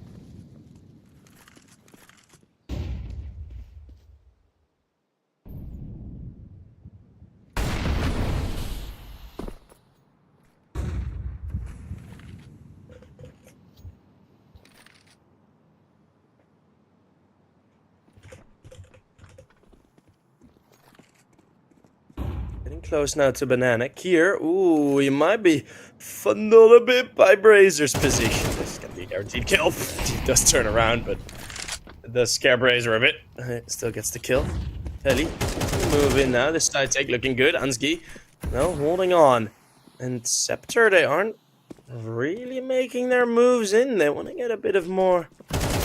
Really want Nofi to get a kill on some rotates, but those rotates are not coming in leaks. Oh, that's a great flashbang from J-Boon. What a support. There's now Lumsen.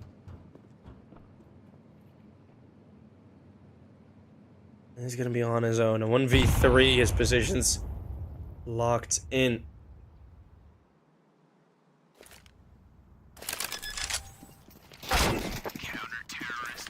And the kill from behind coming through. Astralis talent gets to double digits.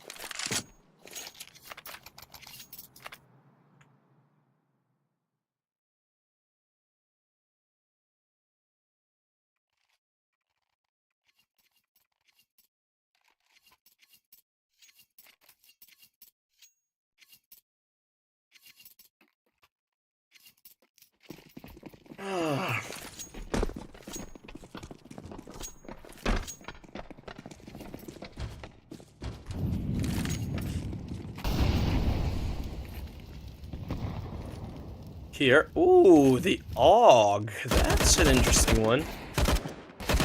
There's Ellie. Oh, it's a bit of trouble there. Kier. You always think the spray resets a bit faster on the Galil than it on the AUG than it actually does.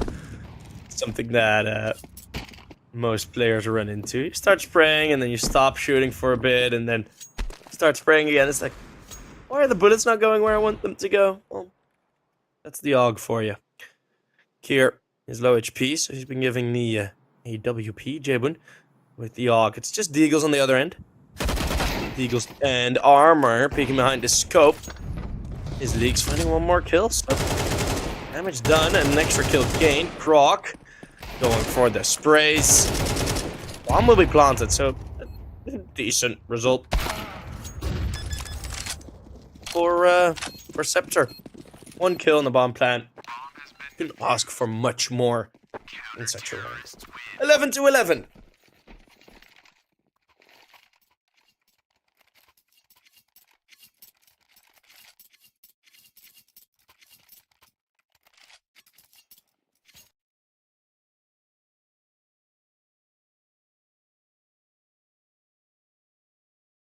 You know what I realized? You can't get people banned if your autobot, like banned from Twitch, if your autobot prevents the message from going through. So if the message already gets prevented, you can't ban someone on that. Which is interesting.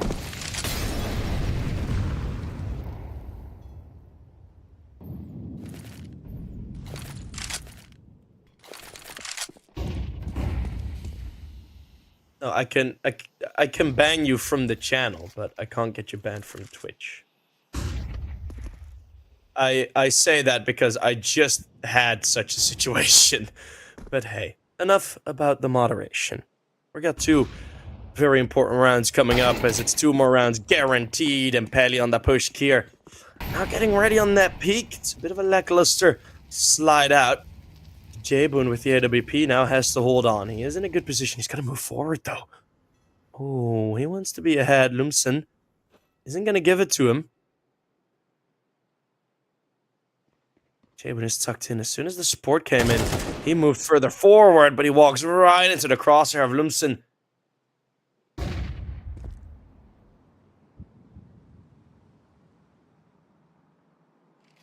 Zansky is now going to re-aggress. That's the one. But, oh, no escape. It's going to be a 2 versus 4 on the bomb site. Crook and Alexum. Alexum has 2 kills. It's going to need to be a whole lot more in the 1v3. Coach, coach, coach. Can you do it?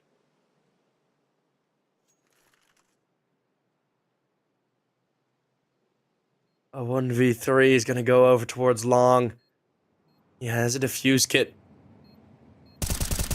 Back turn on the first. Praise a bit sloppy. Shaking his crosshair, knowing he's being watched. Picks up the AK still. It might be possible, but Lumsen is playing this to perfection, and it's 12 on the board for CEPTER.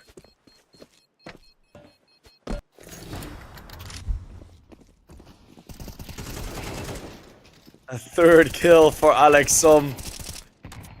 And, oh, just the frustration of it.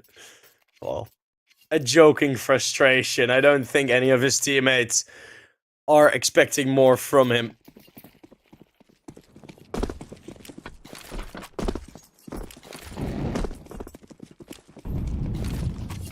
All the nades, all the Utah thrown it. That flashbang was supposed to land there by Kier, but it's gonna be more aggression from Astralis talent, and the double aggression. The only problem is they're gonna go the other way. They have not turned around yet, but Croc has, holding his brother's backline. And that's gonna be 2 kills.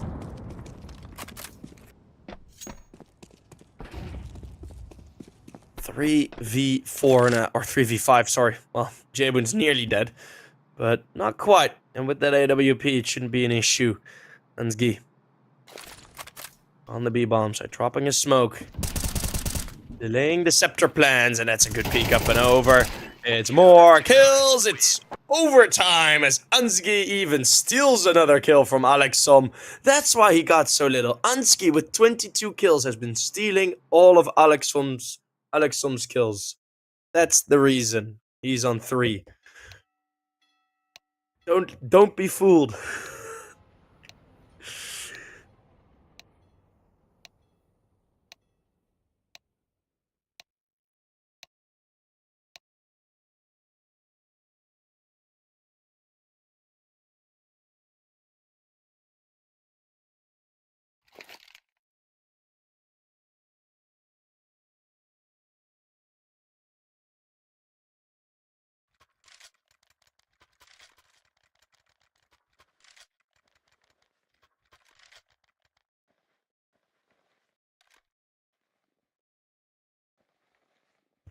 66% headshot percentage.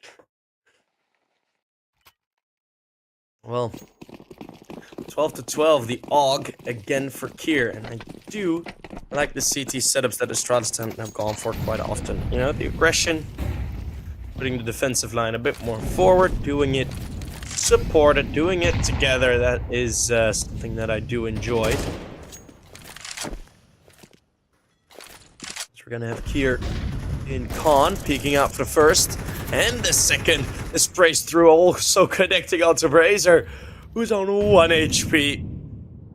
Astralis talent getting a good start to the CT side as Ellie. Ooh, 1 bullet.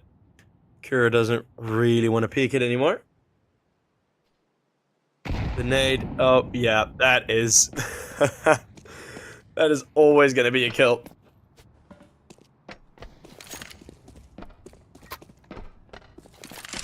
(2v5). First half, or, well, first round of overtime. Pretty much set in stone.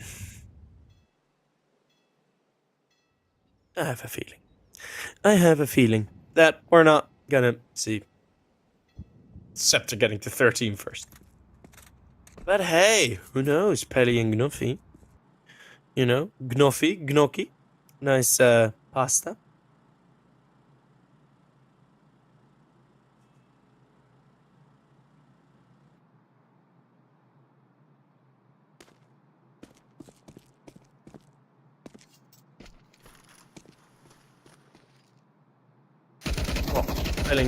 You're gonna go for this nonetheless. Well, give Kier the ace, by the way. Ba-boom! 4 with the AUG and 1 with the grenade. Get the 2 openers, 1 kabang, and the 2 closers. The first ace of EPL Division 2 Season 16. Or Season 10.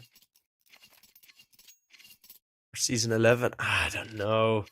Oh, it's Season 11. Oh, it says right there on the left. It says it right there. Season 11. On Wikipedia, it's Season 16.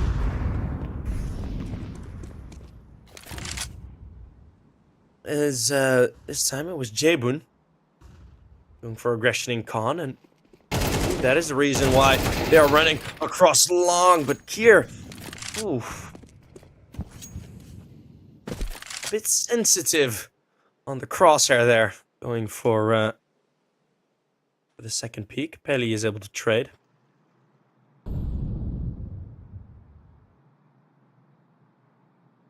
And Astralis talent again. Alexom and Ansgi. Alexom 6 HP on Lumsen.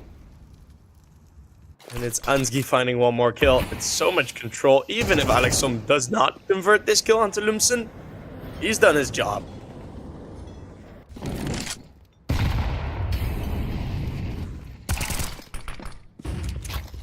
Nade's flying over. That's a 4th. Slowly warming up is the coach.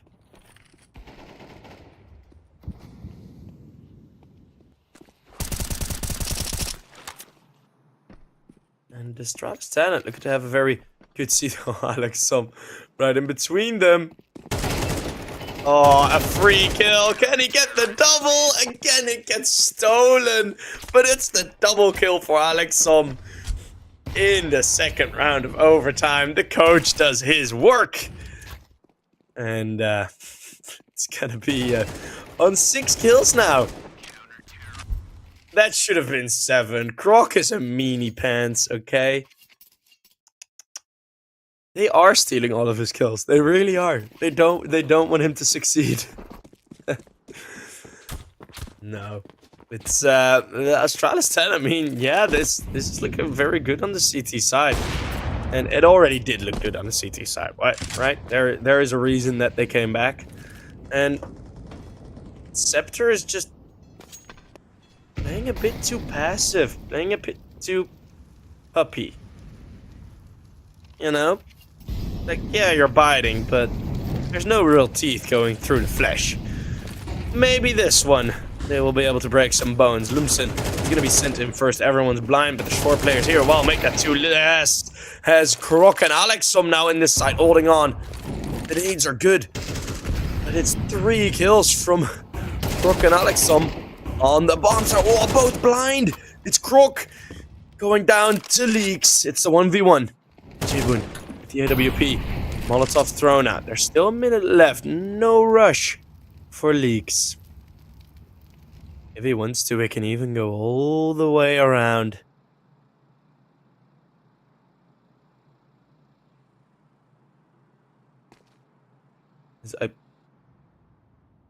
Oh, Jabun is...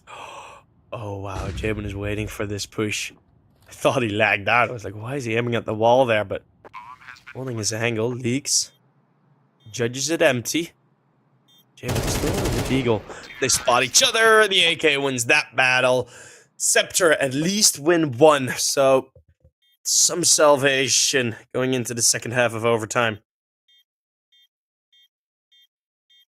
That could have gone really bad. Imagine Astralis talent already on 15. Yeah, that would have been something.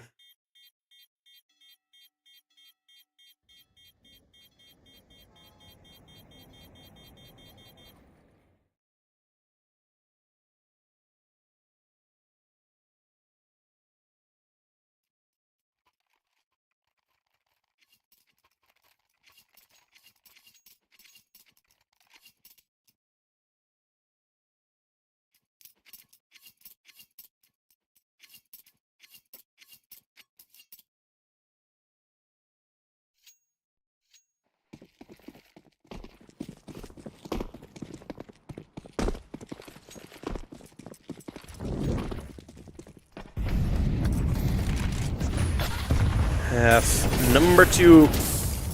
Starting of overtime.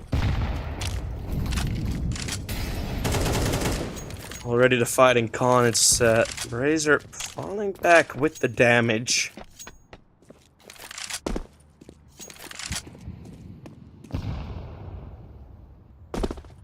Damage done to him.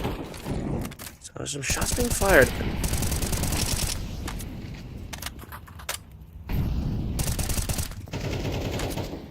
Sprays through, not connecting. Alexom and Ansgi both very low HP. Only on a trade for 1 player on low health of CEPTER. Lining it up on the diagonal is Astralis talent. Waiting passively for some pushes, but CEPTER haven't really gone aggressive much. Pelly looking for some lost util. I think he was. Flash goes in, peek goes out. Lumsen spots nothing, even though there's 3 players right there. Alexom is gonna offer himself up. Human flashbang, low HP. Needs to be traded. This needs to be efficient. Alexom, oh, he just injected close angle. Alexom just straight up gets the entry frag onto Pelly. Well, I say human flashbang, but man, if you still got your AK, you're still good for kills. Jabun, the nade on top. Alexom might be challenging Brazier here, but I think he's just gonna stay passive. Some nades flying through. Eventually that will find someone. That was always gonna find a kill, that grenade, looking at the HP. Alexom finding 1 more kill at the Leaks. And now the crossfires are set up. Brazier, he's still low HP from that first fight. And it's Ansgi that will find the double. Alexom with a double as well. And look at what that does to Astralis talent. If he gets his frags instantly, you see the team just shining, hitting more shots.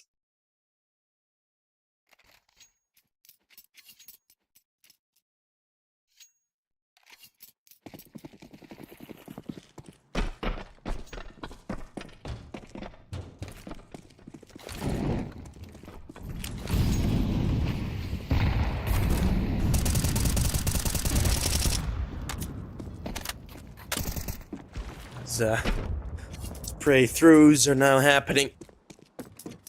Heli is gonna be low HP after that one.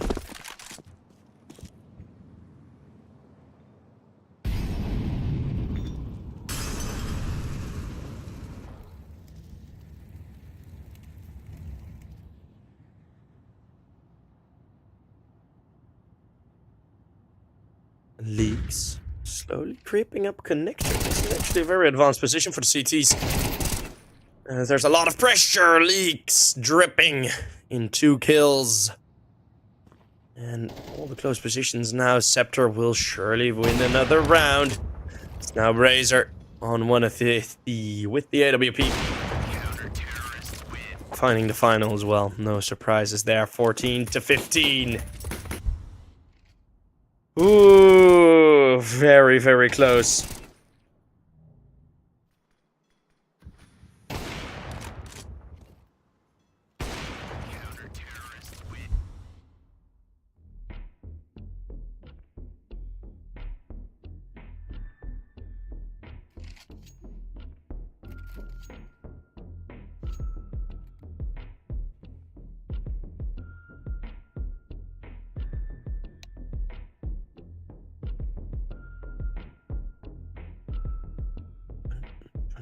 Dun, dun, dun.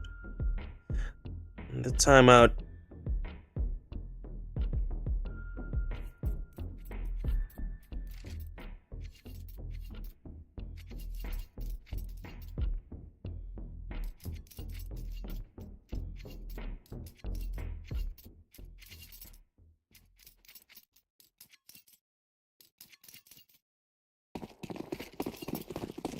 Last round, possibly the last round.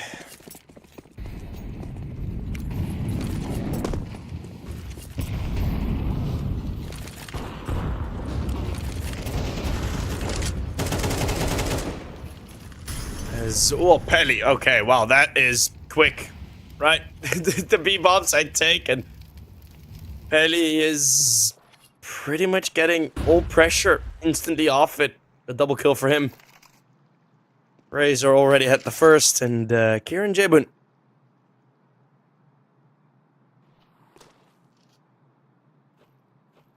are gonna be in the 2v4.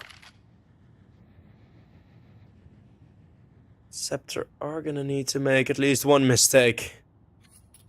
And then Astralis Talent could do this, but I don't think... Okay, he's gonna walk into it. And now the acceleration happening here. Has Nofi to contend with on the bomb side. AK pulled out just in time. But the spray through is connecting. J-Boon will also be found. 15-15. We go one more.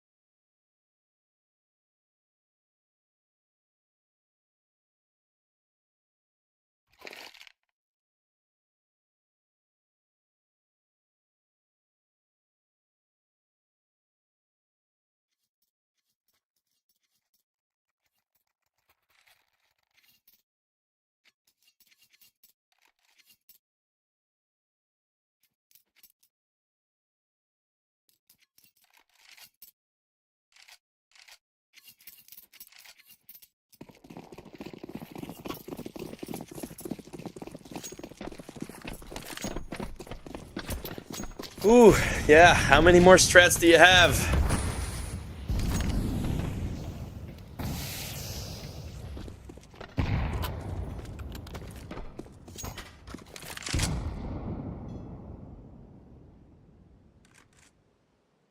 In your strat book.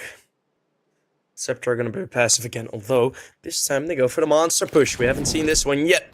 And Kier finds the first and the second, converting on to 2 Astralis 10. They're going to get a good start on their T side. Ansgi trading onto the bomb side. A 4v2. A nice idea from CEPTER, but the execution could have used some extra work there. 2 things that you need for such a push is a bit of a deeper smoke out and flashbangs. Or a better setup crossfire, but hey. Can't wish for everything. But yeah, some flashbangs, especially for the long range angles. If you have those flashbangs, you can be a bit more confident in peeking those close range angles, which they clearly weren't as they went down. Razor Gonna be on his own, saving the Avupa.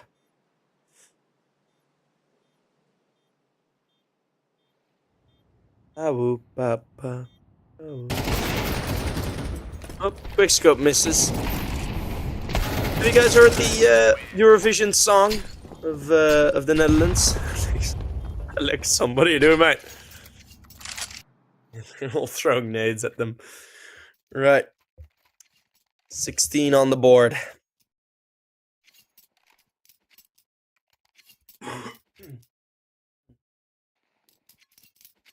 Wait, isn't the major starting? Has the major started already? I think it has, right? Has it? Question mark? Yes! And the Mongols are winning! My coin! My coin will be saved! Okay, Kier opening up onto leaks. If Astralis managed to get 2 rounds here, Alex, the running spray with the AK. The fact that it works makes it magical. Oh goodness, Alex, that is something to take down the Opper.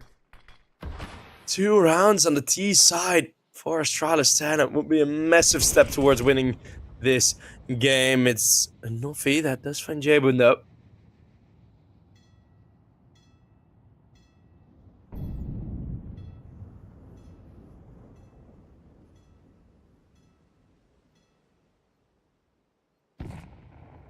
Considering Alexom was 1 in 16, him being 10 in 21 now is actually pretty impressive.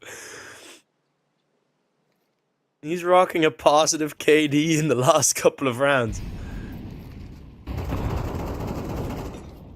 That deserves to be praised, absolutely. Oh my goodness. It's gonna be all the util in. A vacant A bomb site is completely ripe for the taking. Alex Sum is gonna plant the bomb, and we're gonna head into the retake.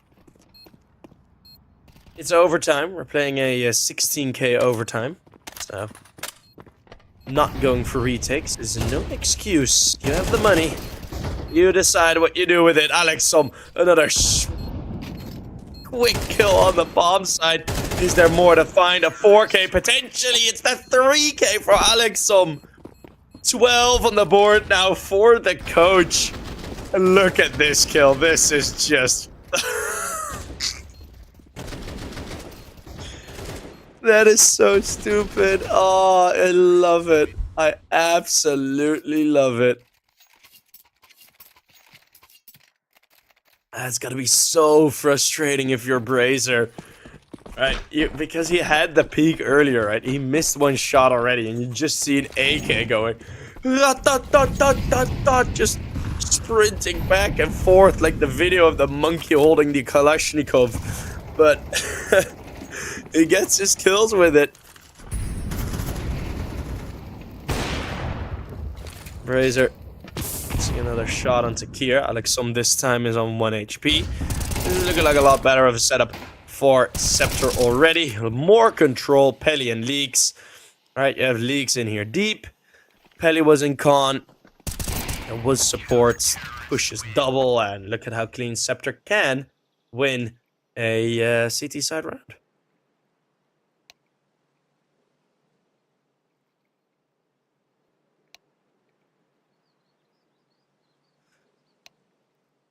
Yeah, questions get asked. How did they even win with coach? Well, Ansgi and Kier are playing really, really well. 28 and 29 kills.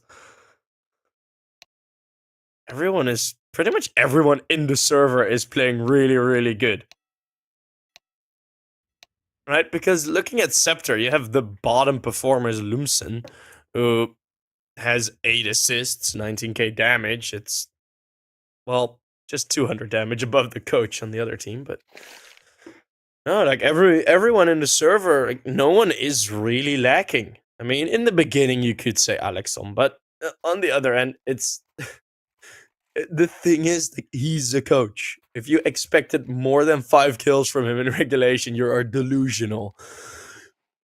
But he is actually playing really, really well. I think he has completely warmed up in the game now, because hey, that's also a thing, right? He probably didn't have much time to warm up his CS skills. See that often with coaches. It's like, oh yeah, I'll play. When's the last time you played? Oh, 3 years ago. It's like, oh. It's like, oh yeah, I played one Faceit game like a year and a half ago or something. And I think that is quite possibly the same situation for Alex Somir.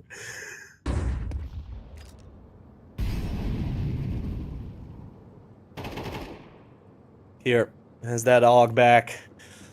And less aggression from Astralis Talent. Maybe they're looking to move forward a bit now with Jebun.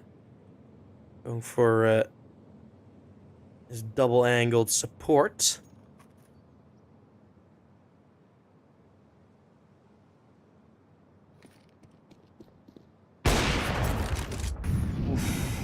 Wait, that shot did not hit? I thought I saw a tag, but apparently it missed fully. Jebun is still lurking about. It's very far up. Very deep. Needs to tuck into his default position. Will now. As everyone's gonna come in from the same angle. Jebun behind the boxes, able to dodge the flashbangs. Spots the first on the jiggles, and ooh, misses the first shot. Croc on the rotate. He's the one to go down first. And now Jebun and Kier lining them up. A clothesline sprung across the entrance to the A-bomb site, and everyone of CEPTER runs right into that baby. Alex Som finding the final one. Let's go, the coach. Oh, man.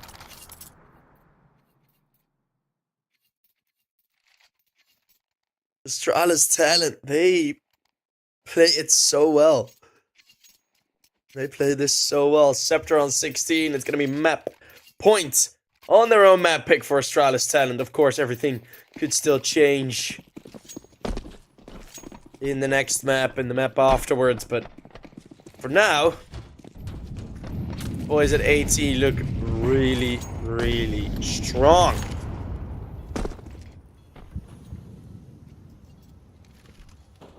And again, it's a different mid setup. Astralis Talent, I mean, they look even better in some rounds with the coach playing them without it.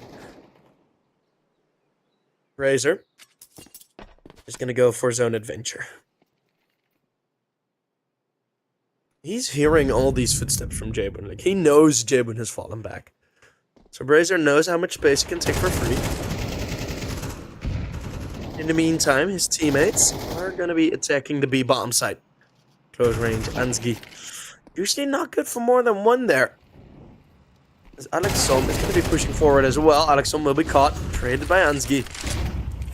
Pretty much exactly the plan. Jebun on the A-bomb side going down. It's going to be a 4v2. The rotates will do the rotation.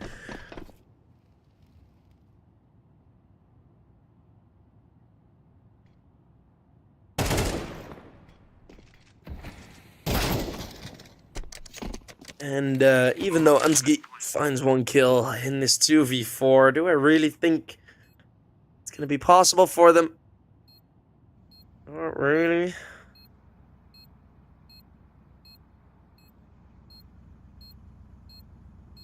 Oh, Ansgi still. Oh, does he spot it? Does he spot Gnofi peeking out? Jiggling? No? What? Okay, Gnofi takes the kill.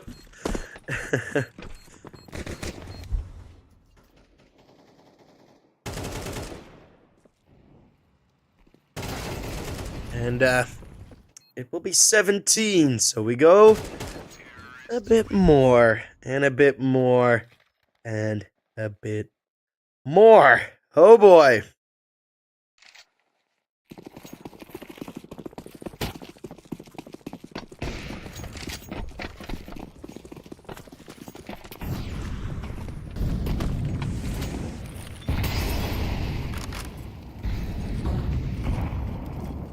Okay, the setup here in Khan finds the first. Lumsen is up next. Trade, not instant, not there yet. Short control. Pretty high up. Kiera's on 33 kills. Oh boy. He's been having an amazing time. So many multi-kills from him.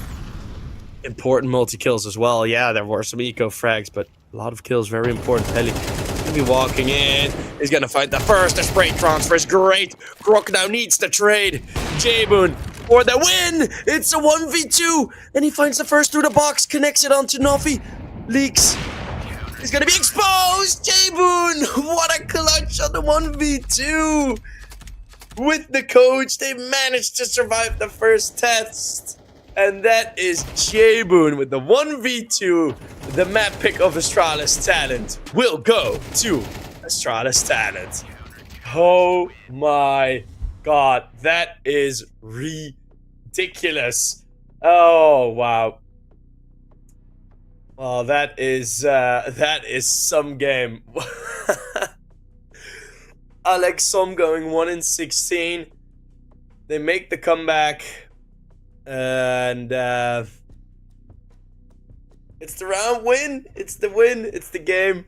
Astralis Talent take their map pick. It was a bit of a struggle, not gonna lie. And will this carry over is the problem, right? Will this carry over into the next map, into the possible map after that? That is gonna be the question. One thing I know for sure is that Alex Som has warmed up, and even as a coach, he made a great performance. So let's see what we'll get in the upcoming map. CEPTER versus Astralis goes to map number 2. See you guys there.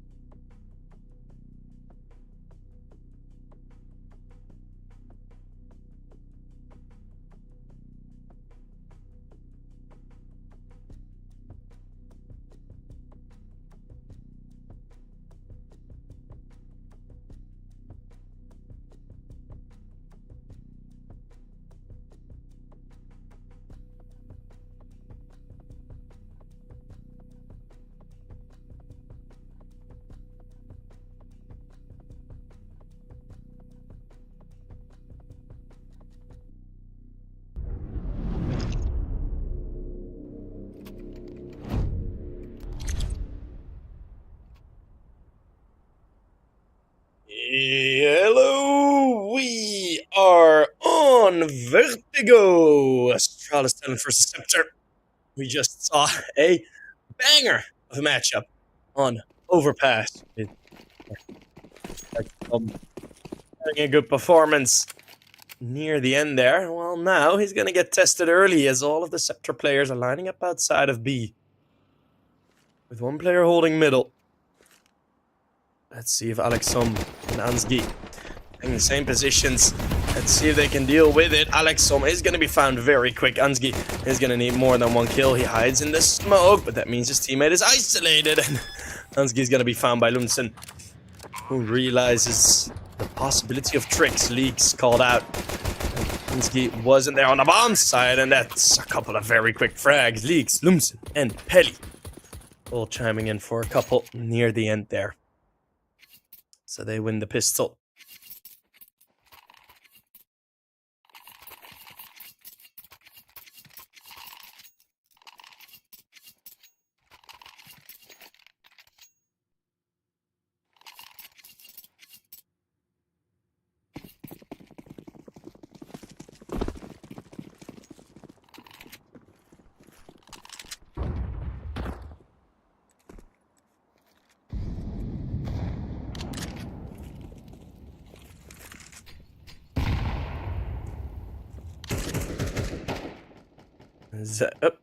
We go to the forklift. Forklift certified. Alright, we do have force bite from Astralis talent.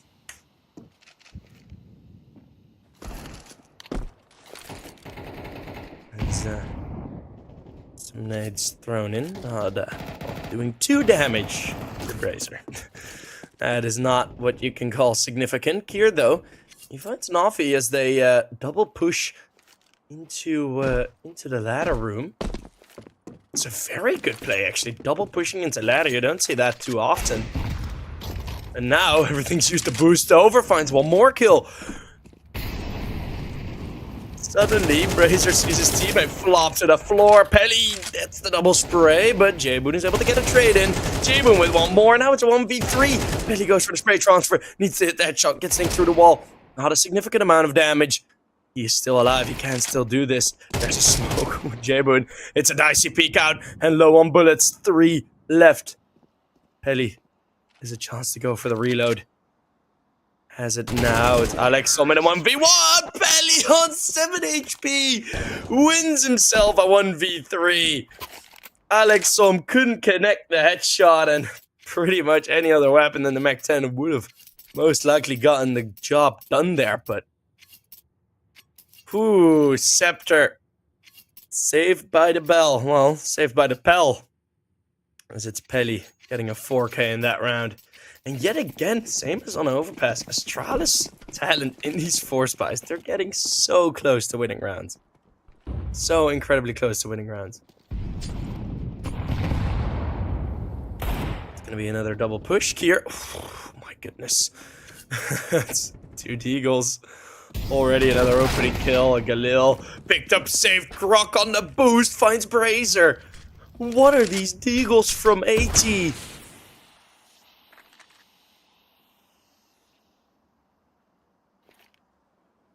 Now that K10 is picked up.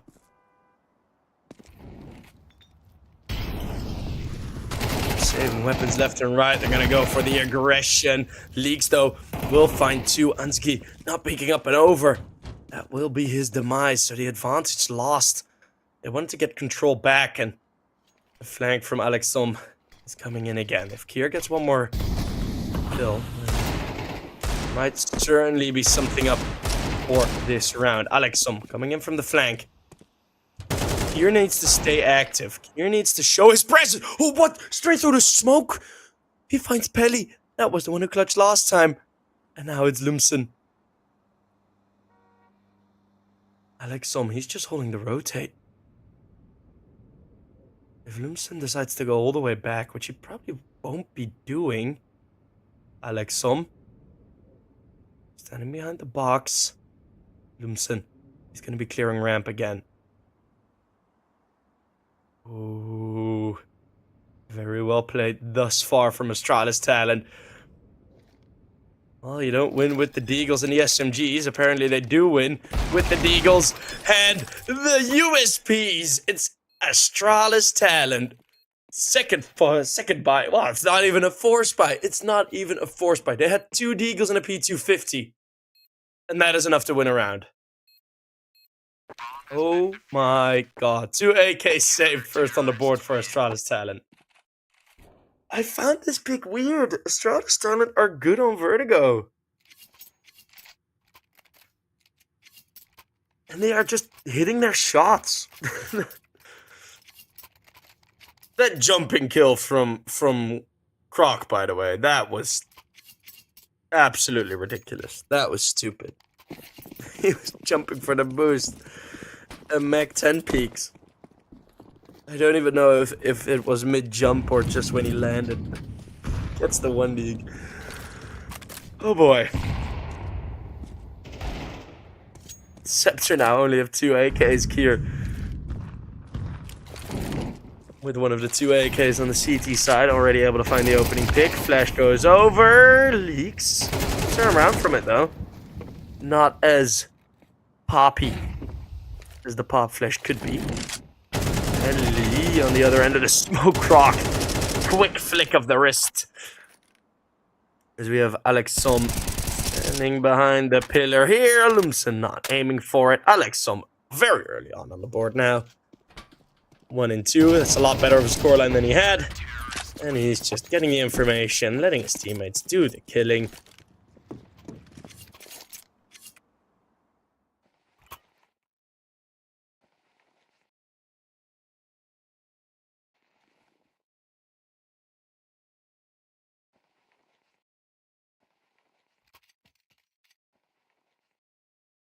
And now CEPTER on the Glocks.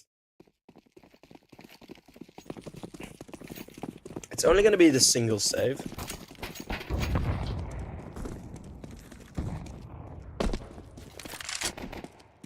Shouldn't be too much of an issue. As now Croc running up. As we have Croc and Jebun getting all of those kills. Well, Croc just lining him up, mate. Easy as you like. Lumsen does not have the bomb. But maybe he'll be able to get 1 kill. It's Alexom. An easy frag. No one missed that. And Unsky is below Alexom on the scoreboard at this point. That is pretty funny.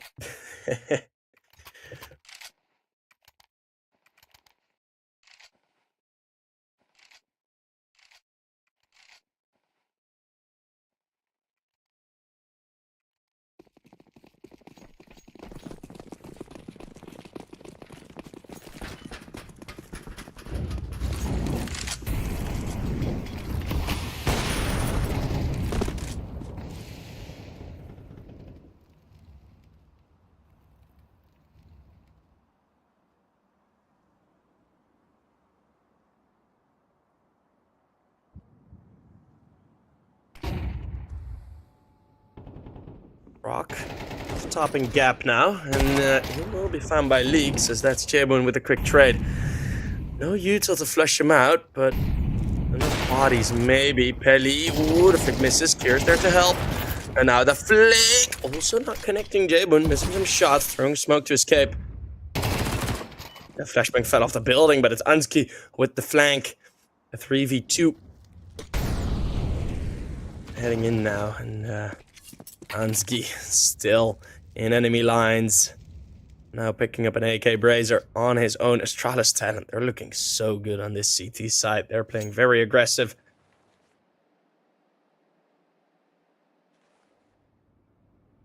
They're playing very well. You're new to watching CS. What are the icons? Skill and target. The target is how many kills someone has had. Someone has made. And the skull is how many deaths. And then you see the skulls in the yellow part, which is mean how many kills they have made in this specific round. And it changes from HUD to HUD. But in the meantime, after that quick Counter-Strike lesson, we do have Brazier. Get the bomb down, I reckon. Yeah, Ansgi has a bit of trouble with the jump-ups. He will get himself the triple kill. Looks back at the edge that he got chipped on. Alexom steals the defuse off Ansgi. And I don't know why Alexom is waiting with the defuse. They're just getting out of the util. They're util maxing, you know.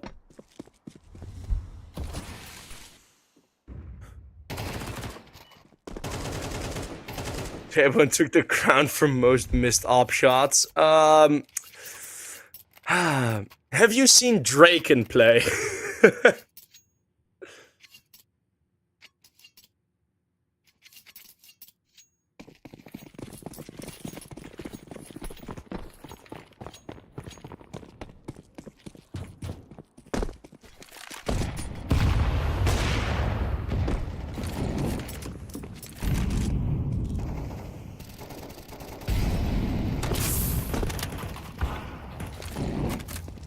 Is a kill from Jabin. I was answering a question in chat through the smoke.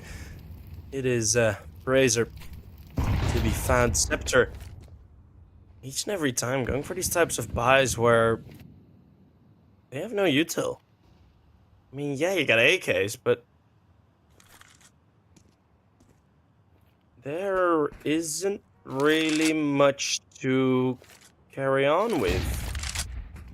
It's another smoke. And, I mean, still Molotovs, still grenades. If this fight becomes close, and if some damage has gone through, I mean, yeah, Alexom, he's just gonna peek around those smokes. He's rocking a positive KD.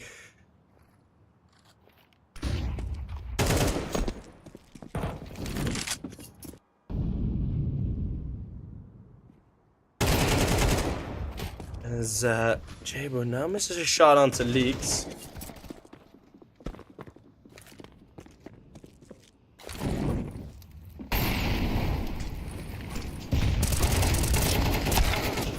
Out wide on top of the boxes, it's Croc. We won't find much more. It's Alexom with the long-range trade. Alexom is rocking a 2 KD. 2 KD on the coach. I don't know what is today. We're seeing some fun CS. We are seeing some fun CS. And, oh man, I just imagine this in other sports. Imagine this in other sports, right? You have a player getting injured for Manchester United, and you have Eric Ten Hag just suiting up, getting ready to go. Jay Boone misses the shot on the op, but the first bullet out of the USP hits. And after they're just completely blocked off. Still, there is an opportunity for them to win some rounds. 5-2, Astralis Talon in the lead absolutely means zip. Nada, nothing yet.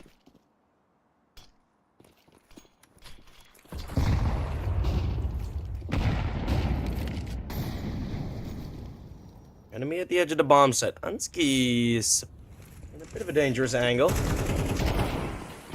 Then Ansgi, oh, he does find two though. From short. It's Kier with his double.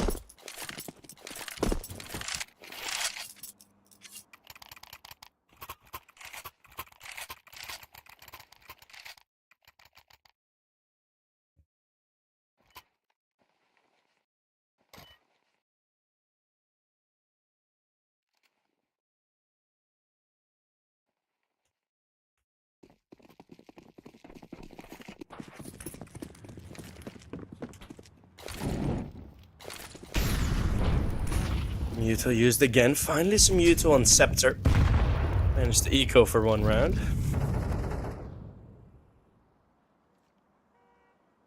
There's Alexom. He knows those tricks. He's the coach. You won't get past him with those plays. Alexom is now going to play the bomb side while he baits in Ansgi on quad. Flash bounces over, Jabun. It's hit actually as the spray's through. Croc hits Peli, but then empties his gun, so Peli gets a free peek there. Lumsen with one more onto Alexom. That's straight through the smoke. Ansgi is going to push again. Lumsen just now realizes, but isn't in time. Yes, it is a 2v5, and CEPTER have regained their order. Here, 1v4, the B-bomb side's theirs. They will just rotate.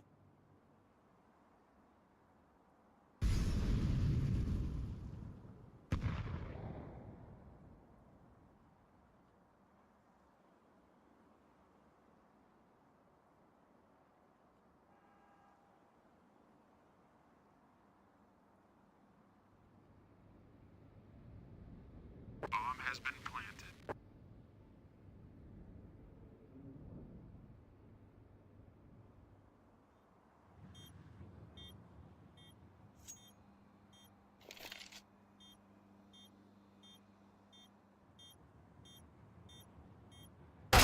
Terrorists win. And that is going to be the final kill. Nothing much for Kier to find there.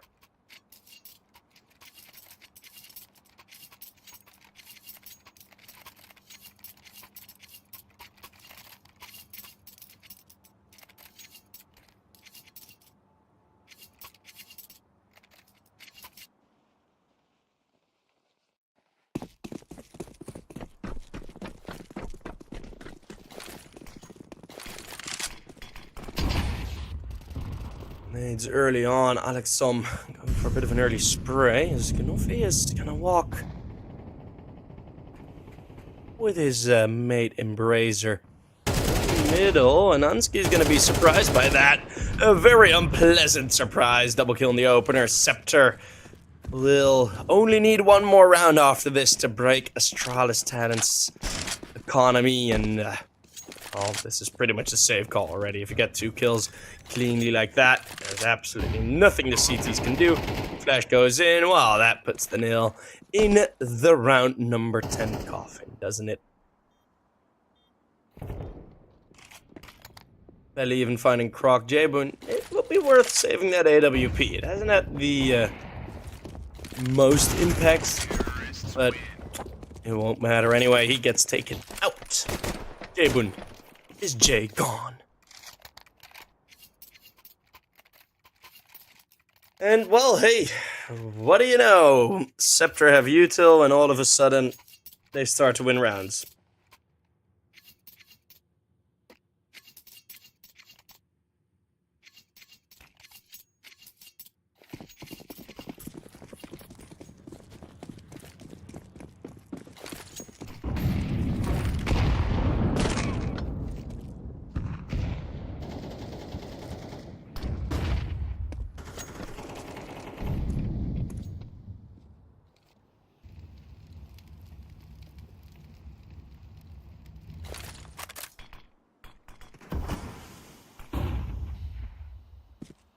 Here, at the top of the ramp.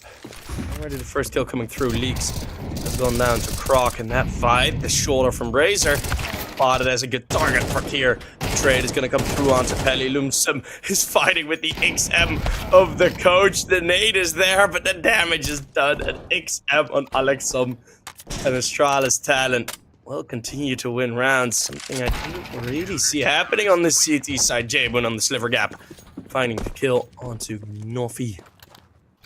That's a 7th. An 8-4 half would be a very good showing. And then the T side would need to be one of the T sides of all time to make it happen.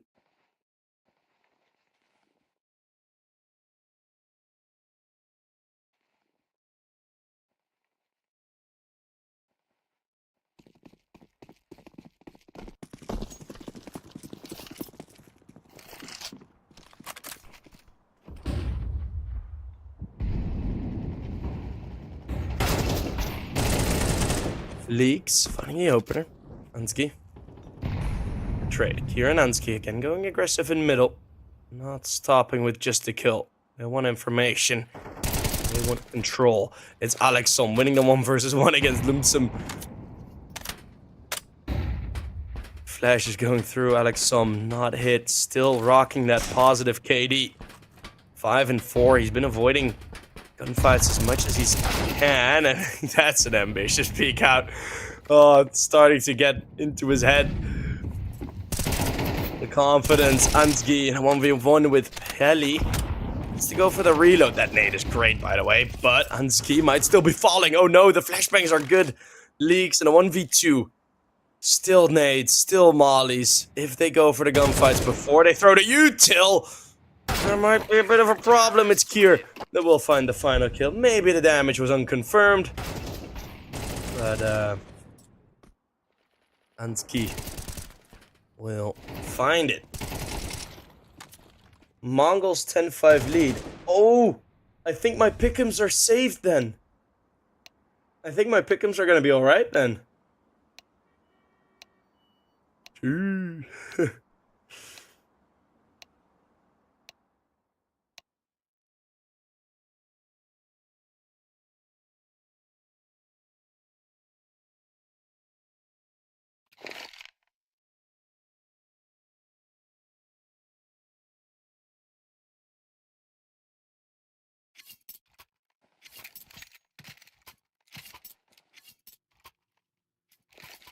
Well, hey.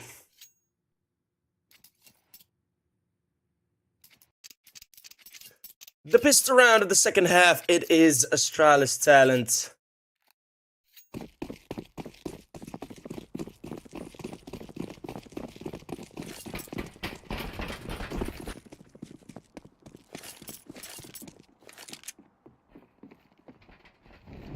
Let's see. We've seen a lot of T-side pistol round wins today, and oh boy, that is a flurry of frags. The McFlurry of frags, and it's oh so sweet and tasty. Sprinkles on top, and, well, a final garnish in Lumsen that needs to be put over. Like a chocolate mousse or chocolate sauce over the top of that bunch of frags. Oh boy. Well, maybe the Doolies can win the 1v5. Nope, it's Croc that will eventually find the kill. Alexom still rocking that positive KD. 5-5. 9-4 for Astralis talent.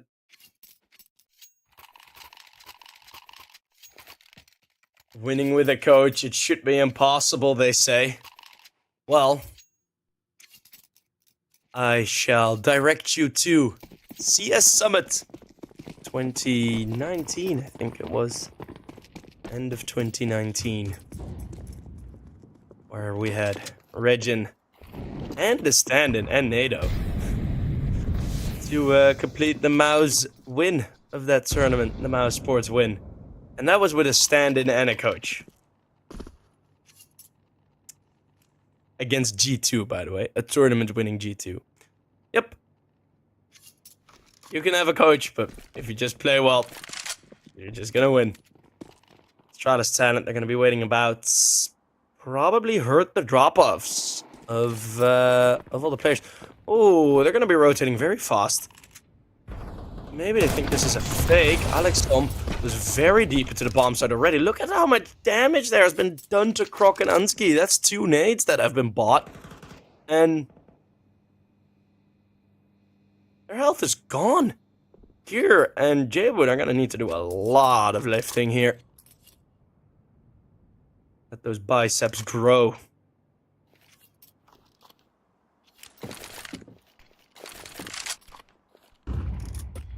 You're gonna be standing back. As soon as you make these fights long range, then Jayboon and Kier will be win a bit of an advantage. Against the SMGs, Croc and Ansgi, yeah, no chance. They're gonna be so close range. As they tap that bomb, Kier, 2 bullets, 2 headshots through the smoke. He sees the first, hits the second. And Jayboon finding one more now. Brazer's right behind them. How many kills can he get? It's 2 for now. But then the flank, it's a 1v2 for Leaks against the 2 low HP players. Brazer found both of the full HP ones instantly. And the defuse, it's just gonna be stuck. Croc, you need to do something here, mate. You need to do something here. The time is gonna be up. And it's Croc with the clutch. CEPTER nearly getting it in there, forced by a round. The same as Astralis won it.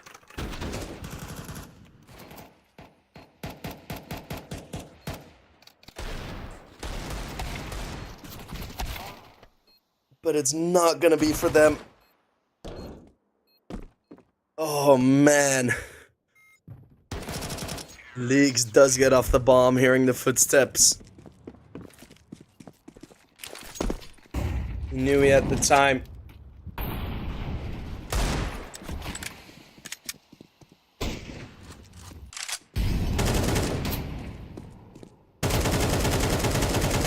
Sprays through, Croc connecting onto the scout, who he did receive one tag of, but it's Kier with one more, and CEPTER, they just seem deflated.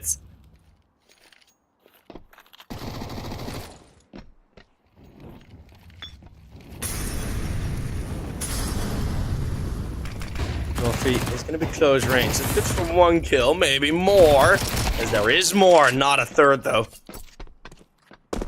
As all of a sudden they start rotating back. Unsky has a lot of information here on middle, and he could be there with an early flank. He's going to stay here with an early flank. He hasn't heard the rotate running yet. So Jabu knows there's a window of time. I don't know if Pelly just made a noise, but Unsky is going to clear it systematically, and that is such a good play. Astralis talent, yet again, just full beaming it into the B-bomb site. You know Unsky is in middle. He has that information. And that is something that, even on Overpass, Astralis talent did very, very well. Really, really play off of that information. And really, yeah.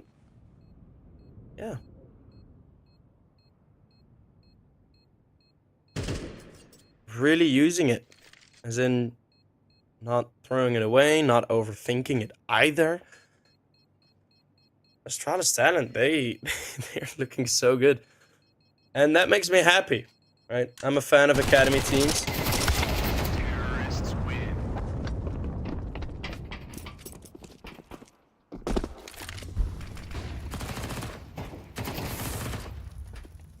I'm a big fan of academy teams, and I want as many academy teams to play good as possible.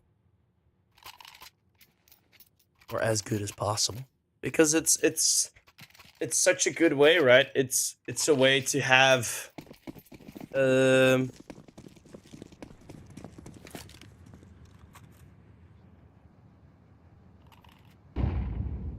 it's a way to have more players, more known players, right? So if you're an organization, a new organization that wants to come in, due to these sort of talent factories that we have, as, oh, by the way, CEPTER, they are fighting back now with this buy. Aggression in middle, working out, and the boost over.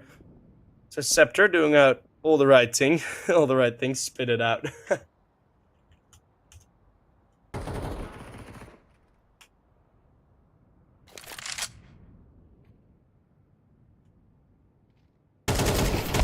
There's now Alexom. He's gonna go down. Very good round from CEPTER. I didn't want to undermine CEPTER playing. So yeah, no. What I wanted to say, because now I've had a chance to think about it, is with Jesus Christ, my brain is not working. No, when you have like more known players in the talent pool, it is a lot easier for new organizations to pick up those players, because those players have a more well-known history, right? There are bigger names connected to it. So if Unsky just, like, that's the difference between some of the players from Astralis talent right now and CEPTER, for example. I mean, they are about at the same level, right? They're playing in the same tournament. Maybe Astralis talent is a bit better. But because you're connected to that Astralis name, there's more worth to your name, and it's more valuable for organizations to take that risk into picking you up. And that means more organizations have a chance to enter CS. That is what I wanted to say, which came out very, very garbage. Ansgi running Brazier as Alex with the P250. Oh no, not like this. Look at how, oh, what? Where did that kill come through? Look at the boost up. It's Kier through middle. Astralis talent. Kier, gotta find one more kill. These headshots from Kier and Croc.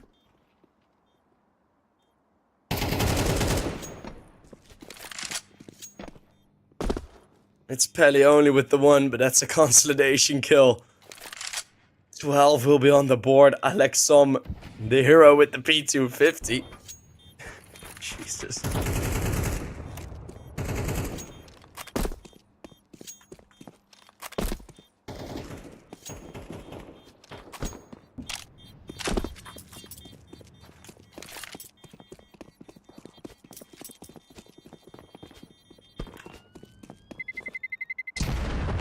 Pelly will be the only one left standing. 12 on the board.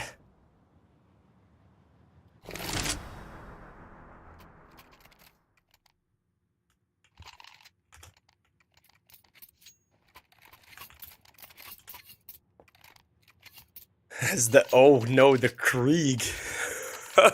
Croc, what are you planning?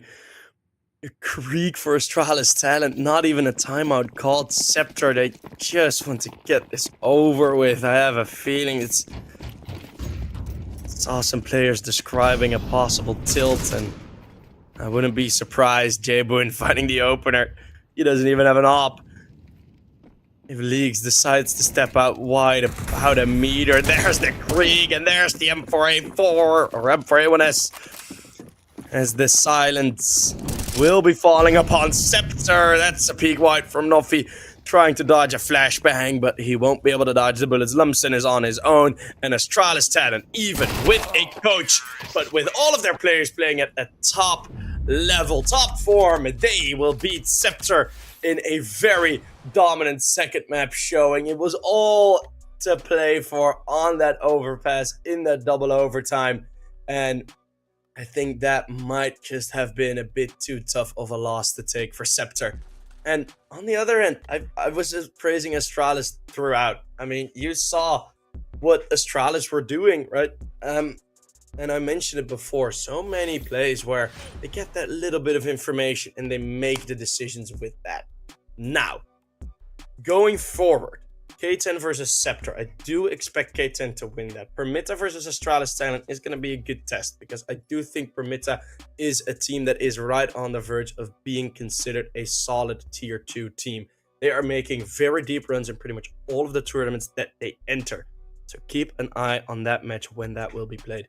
Unity versus PG Turo and Entropic versus Lil Mix will, of course, be played tomorrow. As that is also going to be quite an interesting matchup. Unity versus PG haven't met each other in a while. And we have Lil Mix, the Swedes, back in the server. As we don't have many Swedes at the major, so it's good to have some Swedes playing in our tournament. Right. I'm going to be cheering on for my pick'ems to survive, as I think I'll manage to make it with 5 correct guesses. So, hey, cost of knowledge. Enjoy watching the major, everyone. Enjoy watching any other matches if you're going to look towards those. Thank you guys all very much for watching. My name has been right there. And check in. Follow this channel. Follow the EPL channel so you won't miss any more games. And I'll see you guys maybe tomorrow, maybe another day. See you guys there.